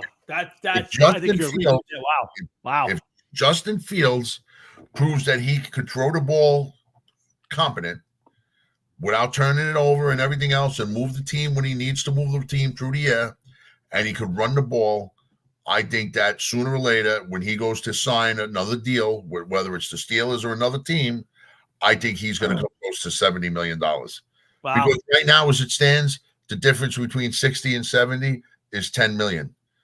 I know that you can add without taking a shoe or sock off, but $10 million in today's day and age isn't a lot. $70 million, that's a lot. But if you're paying somebody $60 million and you think he's the man, $70 million, I think he's going to be one of him. I think there's a chance. Or Lamar Jackson, first $70 million man. I don't see it on either guy, but I could see it much clearer for Jackson. If he would ever win a Super Bowl and have another MVP season, I could see him eclipsing that mark, even though I don't think he's that quarterback. But boy, oh boy, that's a tough one. I have to tell you that unless the owners one day wake up and they're like, we have to stop this, we got to stop the bleeding, and we're gonna we have to put a salary cap on quarterback or something. But how do you do that? Yeah. You don't. I don't. Because you still have to incorporate it. Because does that mean that's eventually there's going to be $100 million fucking quarterback? Well, that's what there's been talk, and we talked about it here, that the quarterback someday will not count against the cap. Well, that's what I'm talking about. Yeah, because if your cap is $250 million and you're paying a guy $60 million, you're paying one guy, and then think about it, the Cowboys have him, and then CeeDee Lamb's probably making another. I want to say 30 or 40 million a year. I forget what he's making, but you're paying close to $100 million for two players. Doesn't leave a lot of money to build a great team. No, don't. So I think Michael Parsons is going to be looking to get paid soon. Yeah, he is. That's. So why is it an excuse for the Giants to drop balls and Dimes was okay? No, I don't. I never said that it was okay for Danny Dimes. I just said was. May I? Please. Thank you, Frank. Lad, listen to me. As much as I'm not a Giant fan, Danny Dimes definitely has a cooler nickname than Bo. He has 5 letters in his name. We need him out of the NFL as soon as possible. Bo Nix. Even combined, it doesn't come out to more than one syllable. It's a disgusting football name. At least Danny Dimes. All right, Danny Dimes. It sounds like something. Bo Nix. Bo is his name. What, mother and father, brother and sister, they couldn't come up with something better? Come on, man. Come on. Go ahead, Hey, Tom. let's before we run around the rest of the football league, I want to talk about John Bon Jovi and his miraculous deed. Did you hear about that? It's a real football name. No, it isn't. Come on, stop it. Did you hear about John Bon Jovi saving some Yes. woman? Yes, I did. Well, there is a rumor though, Jeff. The rumor is, well, the rumor was that he saved this woman from jumping off a bridge because he was recording a music video close by and she couldn't take hearing him. So he went over and assured her that he would no longer sing anymore. And she said that she would not kill herself. Just I saying. can see that. After hearing so many isolated vocal tracks of him, Yes. you know, So, but good for John Bon Jovi. He went over, saved the woman supposedly for whatever the real reason. She was desperate enough to try to kill herself. And that it's always nice to get a nice story every once in a while from that. And he was actually watching a video of he was talking to, I think, Julian Edelman about back in the 90s. Bill Belichick went on tour with Bon Jovi, and he had him hanging out with them. And it was, if you get a chance, look up the interview. It was actually a pretty cool story. So if you guys get a chance, take a look at that. But yeah, good for John Bon Jovi. It's always nice to get a nice story once in a while instead of the usual shit we have to talk about. Let's go around here. We started with the Dak Prescott. You didn't watch Tom Brady's debut, so I know you're not going to count much to that, but he did a nice job. I thought wasn't great, but he didn't overdo it. His voice sounds weird. You got to look it up. He has this kind of high-pitched voice. Need a little bass in it. Well, you know, it's his first time out there, and you know, he didn't have the deepest voice from what I remember. Yeah. Look at this fucking tour. You motherfucker. My team is so bad. Jeff sounds like he's not having a good night. No, Jeff's not having a good night. But at least my quarterback's name isn't Bo, so it's all right. Yes, that's very true. Let's go through the league. So one big loss last week hurt me. Joe Burrow played terrible, and they lost it. The Patriots get a win. First game without Bill Belichick, Jeff. I thought that was an interesting loss. I have very big hopes for. I'm hoping for a Bengals Lions Super Bowl, but you know, a couple of cats in it, but a bad loss by the Bengals by the Bengals this week. I got a little something going over there too. Having Jamar Chase on my fantasy team. Yeah. I would like to see him average about 190 yards each week, 3 touchdowns.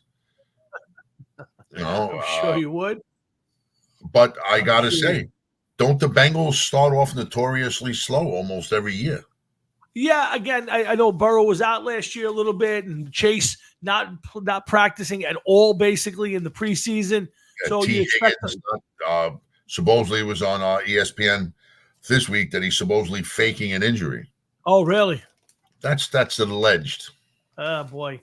Well, I mean, like I said, it's the bad loss and good job by the Patriots. I mean, it's an ugly game. Jacoby Brissett quarterback in 16-10. Tough way to start the season. Cowboys, Jeff, go out there, look okay, kicking the crap out of the Browns in Cleveland.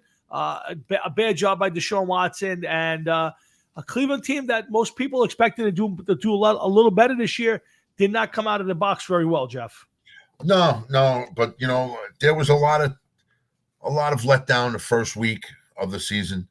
You know, let's chalk it up to it being week one with guys trying to gel together and, you know, some of them playing together for the first time. And, you know, let's see what happens if these guys get their footing underneath them and, you know, they come back better and a little stronger this week. I'm sure there's a lot of game plans that are going to get tweaked this week coming up. Oh, yeah. Teams will start to change things around a little bit. So Bills go out there and have a nice get 4 touchdowns from Josh Allen, your quarterback. And they beat the Cardinals 34-28. Kyler Murray, you know, the usual Kyler Murray game. So a good win, good start. Did you have Allen starting this week or you went with 2? Yeah, of course. Okay, so good for you. I know that Waddle was playing, you know, like Tua, you don't know what to do with him. Right now, the plan is to use him, you know, as sparingly as a backup. But you know, Josh Allen 4 touchdowns. How are you going to turn around after a week like that and reward him by sitting him on the bench? You know what I mean? Yeah.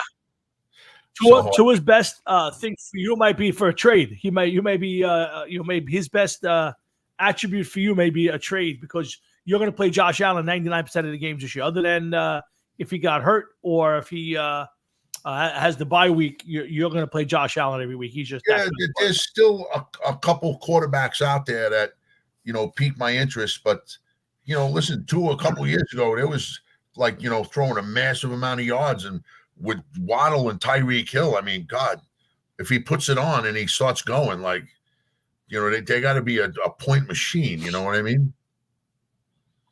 So, no, listen, I'm with you. They'll score points, no doubt. Yeah, there's no doubt in my mind. I agree with you on that. They will score points. So let's see some other games last week, Jeff.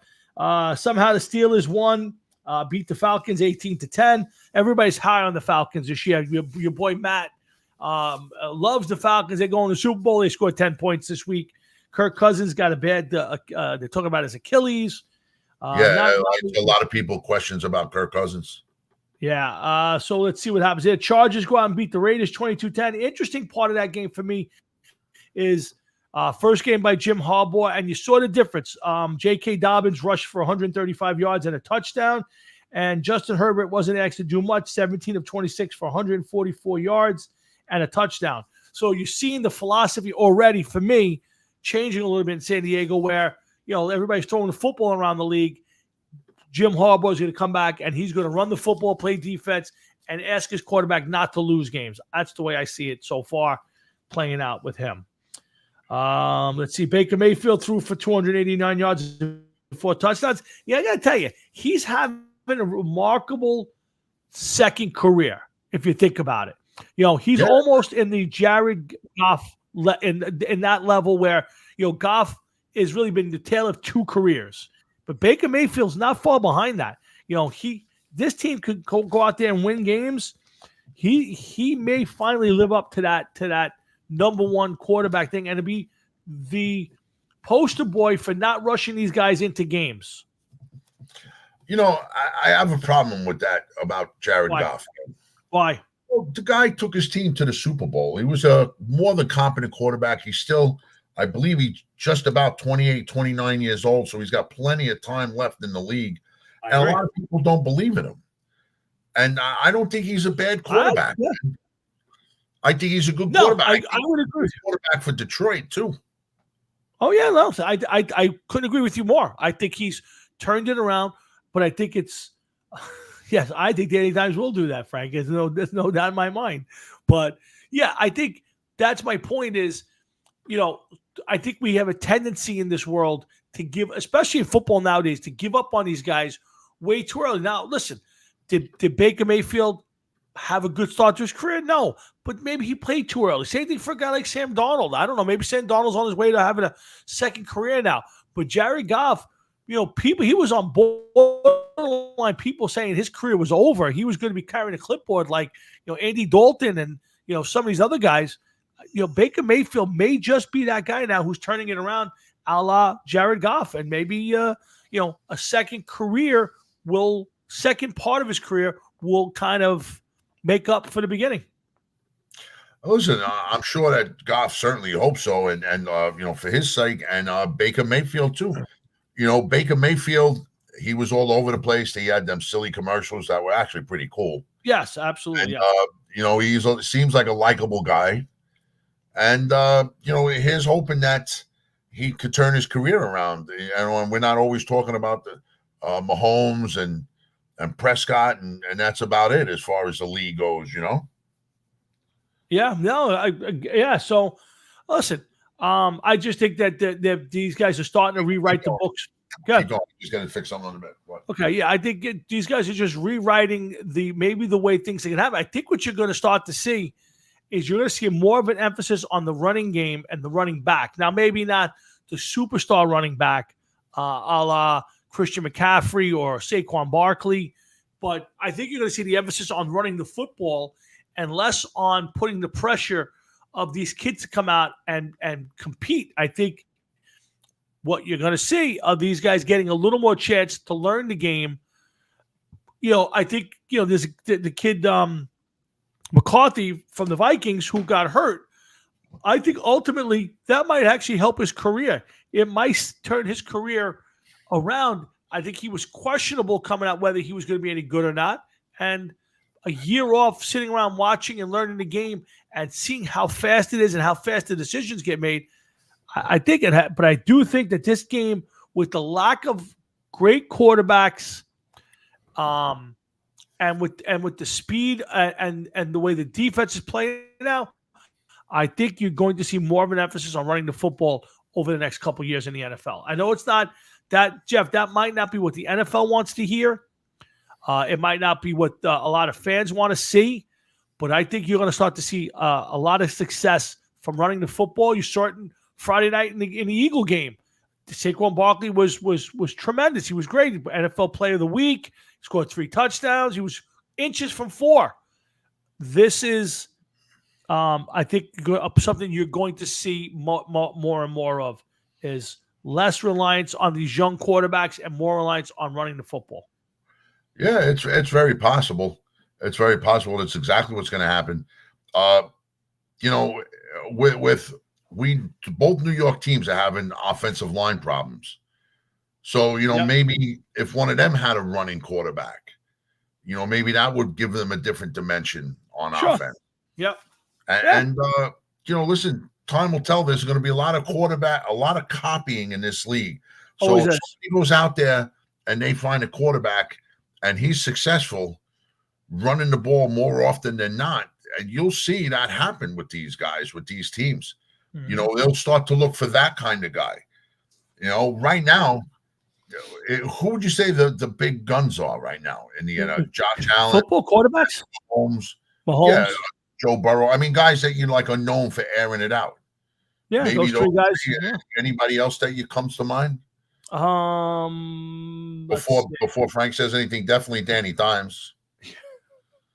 Yeah, no, I would say those are the 3 guys that would come to mind as guys who, you want to put Rodgers in there. You could put Rodgers in there for 4 or 5. His time. I mean, come on. He's in 5 years, in 3 years, he's not in this league. Yeah. I would say you're 100% right. No, I think it's Allen, Burrow, and Mahomes are the 3 guys that would come to mind as, you could put Trevor Lawrence in that mix, and there's some good quarterbacks, but I think it's those 3 guys and then everybody else after that. I would love to see Frank Catalano. What would happen this year if your boy Bo throws 27 interceptions?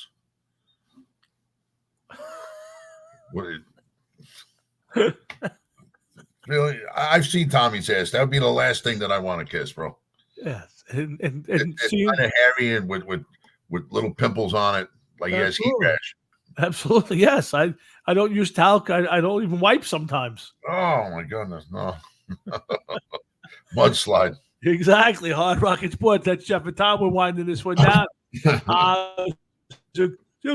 I would say it was a interesting week with some of the losses. Again, Falcons losing out the box to Giants. I think most people expected the Giants to have at least a better showing and certainly have a chance to win in their own building, celebrating 100 years.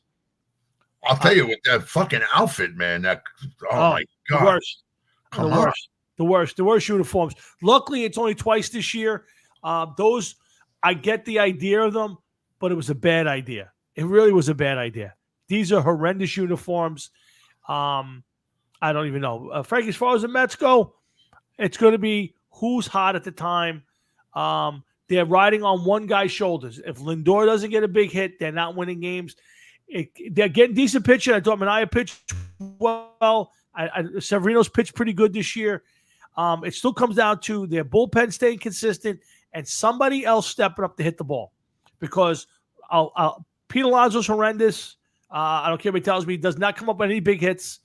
The kid catcher has disappeared.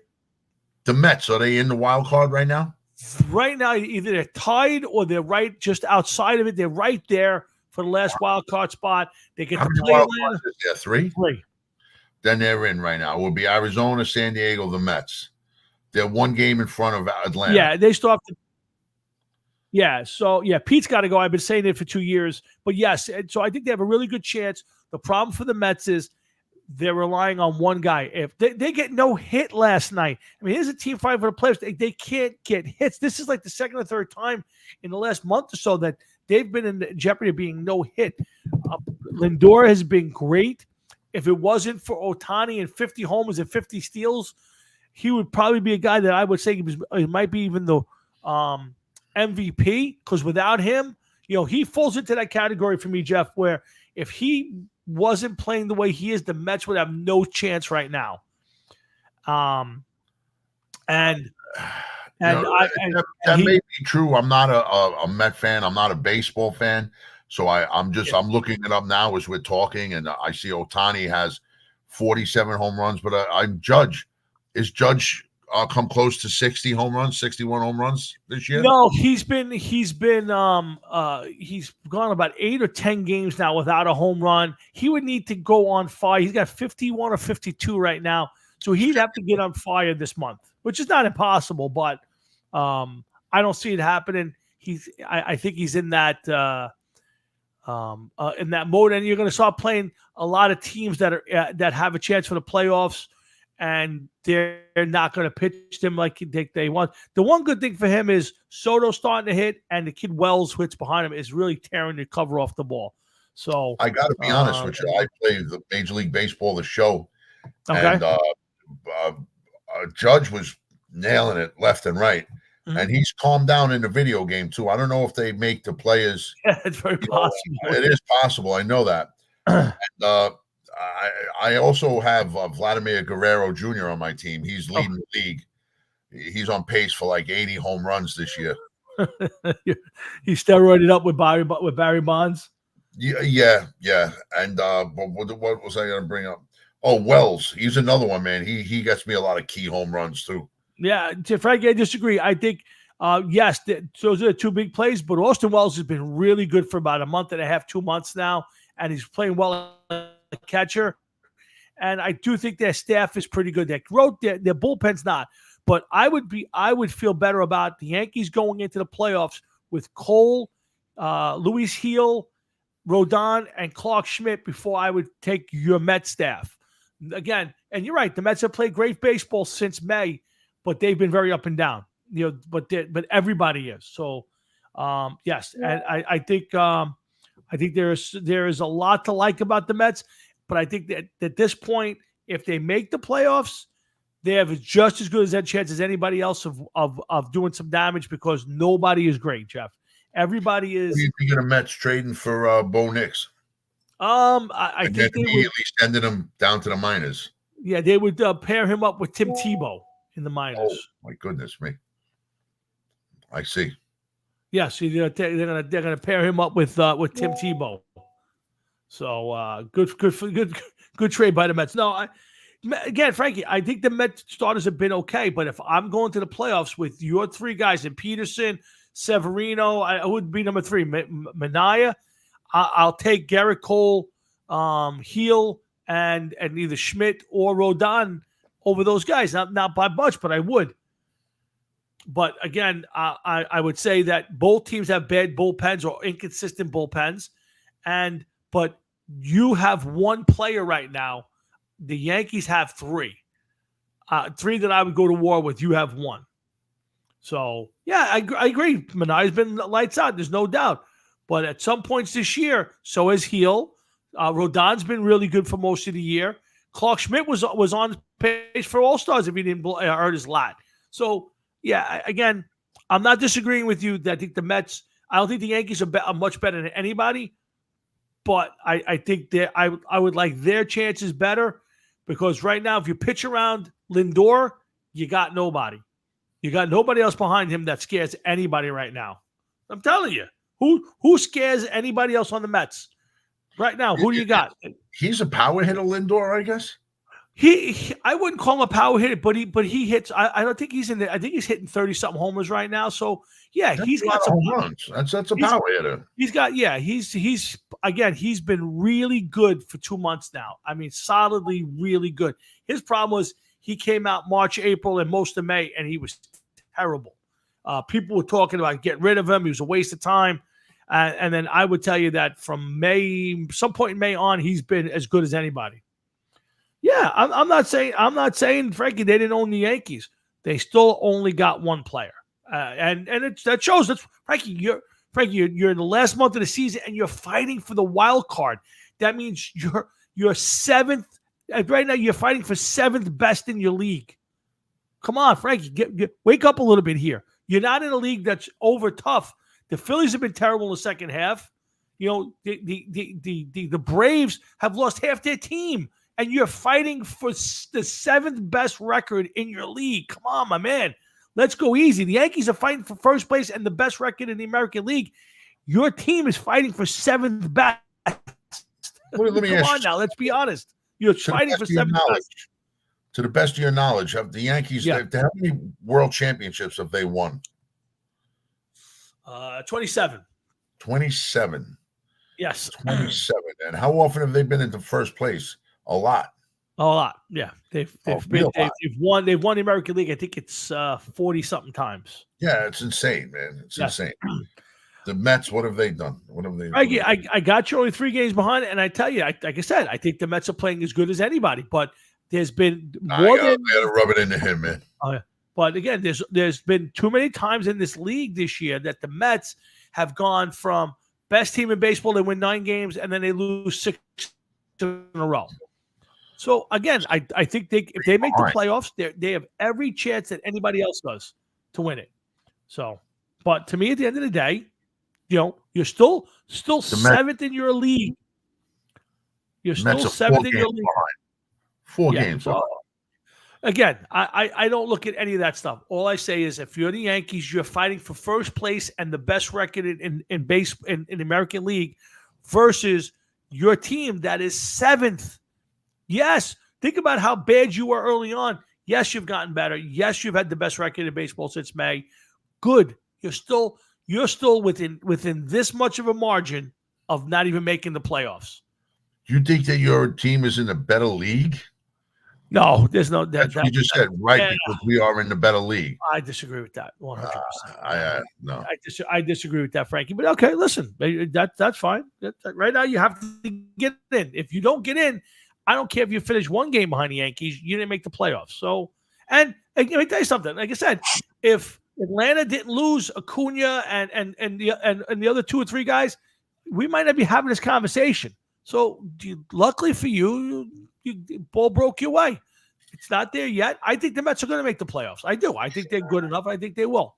I don't think they'll fall apart. I think they need to get in. And I think they will. I think they'll get in. When they get in, how good they do, that's a great question. We'll see. But and the same for the Yankees. Listen, I have no confidence, Jeff, that the Yankees are going to get in the playoffs and win the World Series. I don't. I think I don't think they're going to win the World Series, Tom. I'll be honest with you. Yeah, they might have the 2 best players they're having in baseball, a problem very close to it. Ohtani's in the mix. They're having a problem fending off the Orioles. Well, the Orioles actually were picked to win the American League East, and some people had them going to the World Series this year. They just hadn't met expectations. So, they have a good team. The Yankees and them played, I think, the last series of the season. The Yankees and Orioles play. So the Yankees need to get themselves 3 or 4 game lead and get a little cushion here. But they start a 4-game series tonight with the Red Sox, and we'll see. It's going to be a fun rest of September. Listen, hopefully, I'm not sure what that means. I know what it means. It means they're more successful than the Mets. What's it mean? That's very true. That might be very true. But listen, hopefully we get some good football from the Giants and the Jets this week. The Jets have a short week. I think the next week. I think they come back on Thursday night after that. So we'll be doing our show on the 19th with the Jets playing the Patriots, I believe. First time in a long time. No Bill Belichick on the sidelines, Jeff. Well, thank God. Thank God. So, yeah. I definitely meant the Broncos, man. Definitely meant the Broncos. But, I never badmouthed the Jets. But in the meantime, we got hockey around the corner. We got good playoff baseball coming, and pray to God we got good football coming for all our teams in the next month or two. So we have a lot of stuff to talk about. But either way, Jeff and I will be here on Thursday nights, and we'll be talking sports and music with you. So make sure you come on back each week. Jeff, anything new? I know you got the big show on the 28th, two bands one night. Yeah, that's about it right now. That's about it right now. Well, let me ask you a question. Go ahead. Maybe we shouldn't answer this question here, but fuck it, let's ask anyway. Go right? ask it, Jeff, please. Okay. Say you're in a band and you're just starting out Go ahead. and you already booked a show. Go ahead. Okay. But now you want to book a bigger show just in a few weeks, actually, about 8 weeks. Now you've been playing about 2 months and you got about 10 songs. Okay. So now you need to get another 20 songs in order to have 30 to even have remotely enough to do 3 sets. Okay. And then somebody gives you this list. I'm going to read the list to you Okay. of some of the songs of a list that was given. Okay. Okay. And you tell me what you think of these songs. All right, I'm listening. Okay. So we have Rock You Like a Hurricane, Lights Out, Heaven and Hell, Another Thing Coming, It Ain't Like That from Alice in Chains, Wood from Alice in Chains, Seek and Destroy, Wrathchild, Stillborn from Black Label Society, and Metal Gods. Pretty simple songs, no? Don't you think? I guess, yeah. Okay. For a band that's looking to add, for a band that's looking to add songs quickly, you don't want to start looking at yeah. Okay. things like Highway Star and Led Zeppelin songs, and a few other winners that are just never ever gonna. Yeah. It's gonna take forever to get them off the ground. Yeah. Okay. Wouldn't you agree? Right. Okay. Well, I would say you start you want to add songs. You go with. I would agree. The easier the song, the faster you're going to get them down. You don't necessarily have to keep them forever. You have them in your catalog, Correct. and then you make it your point to replace them. But at least you have some filler songs underneath your belt. Yeah, and, I get your point. You can't come out of the box and you can't come out of the box playing Pantera songs. You come out the box playing Live After Midnight, you build up a little repertoire, and then you play those songs, and then you kind of filter in the newer songs and take those out, and you have them in the backup play for later on. I get you, yes. It's not even that. It's just think of what you're doing and what you need to do. You need to learn 20 songs. Don't go out and start picking 20 of the hardest songs that you could think of. Of course, I agree. 100%, and think that you're going to get someplace. You're going to pick some songs where you can build some confidence and say, damn, we got 5 new ones down in one practice. Correct. Not it's going to take us 5 weeks to get this one down. So am I assuming that this list is not being met with open arms? Oh, I don't know, because I just said, listen, I didn't say that we had to do these songs. Said, but everybody was more worried about what my handwriting looked like than worried about the songs on the list. So I'm like, listen, you figure out what we're playing, let me know, and then however long it takes me to learn these songs, it takes me to learn these songs. When the show comes and we have 17 songs, well, I don't know, what are we going to do? Break it down 5, 5, and 2? I mean 5, 5, and 3, 2, whatever. I don't know. How are we going to do this? You figure it out. Let me know. So yeah, whatever. I don't know how long I'm going to be subscribed. Is this the new band, or this is okay. Yeah. Whatever, man. Whatever. I got you. Well, listen, write it out, have some fun. 28, you got two bands, you got a couple sets, and you have some fun along the way. Yeah. That's the way I'm looking at it, man. Well, good for you. But in the meantime, guys, we got to end this show right here. We're looking forward to Sunday's football games. We're looking forward to Mets and Yankees for the next couple of weeks. And, of course, we're looking forward to our fantasy results. I wish all you guys well. Jeff, good luck tonight with your quarterback playing and your big. Who you got this week, Hefka? No, I don't know who I got. Somebody else I don't know. Right now, Buffalo's up 10-7. I don't know who it is that I got. Jeff, you are playing. I think this is Dominic's team. Hold on one second. I got I it think up I on the played screen. him the first game. So it's either no, you got Tony. I'm sorry, you got Tony Jordan. Oh, okay. So you're playing Tony Jordan's team. He's got Goff, CeeDee Lamb, Chris Olave, Kyron Williams, Najee Harris, Sam Laporta, Brian Thomas Jr. He's got a decent squad. So yep, he's you got Tony Jordan this week. Yeah, I I gotta, think one. gotta Yeah, he's hope that one everything to works know in well. fifth place. So you got your work coming out. But listen, all you can do is put your best team on the field, Jeff, and see where it goes. And of course, we're going to put our best foot forward and be back here next Thursday night to do this all over again. So, my happy anniversary to my parents who celebrated their anniversary yesterday. Our condolences to Keith Melanie's family, his friends, and please check out Frank Jeffrey's Facebook page. I think the South Beach Panther group has another link. There's a link to a GoFundMe page. Please give a few bucks for Keith. And yeah, Jeff. I will. Please wrap up. I got something. Go here. do your thing. Go. All right, good. I'll talk to you later. In the meantime, make sure you contribute to that. And of course, I hope you guys have a great rest week. So again, have a great hey, no problem, Frankie. I'm happy to do it. He's we gotta look out for each other, man. That's all I can say. So, but again, guys, we'll end it right here. Thank you all for tuning in. We appreciate you sticking around. Thank you for listening to my first 15 minutes of political stuff. Remember, the Tuesday or Wednesday before the election, I'm going to do a special show just about the election. I'm going to try to have some Republicans, Democrats, independents. If you want to come on and talk policy, talk to candidates, I would love to have you. Let me know if you want to be part of the show. If not, you want to listen, no problem. But it'll be the Tuesday or Wednesday before the election.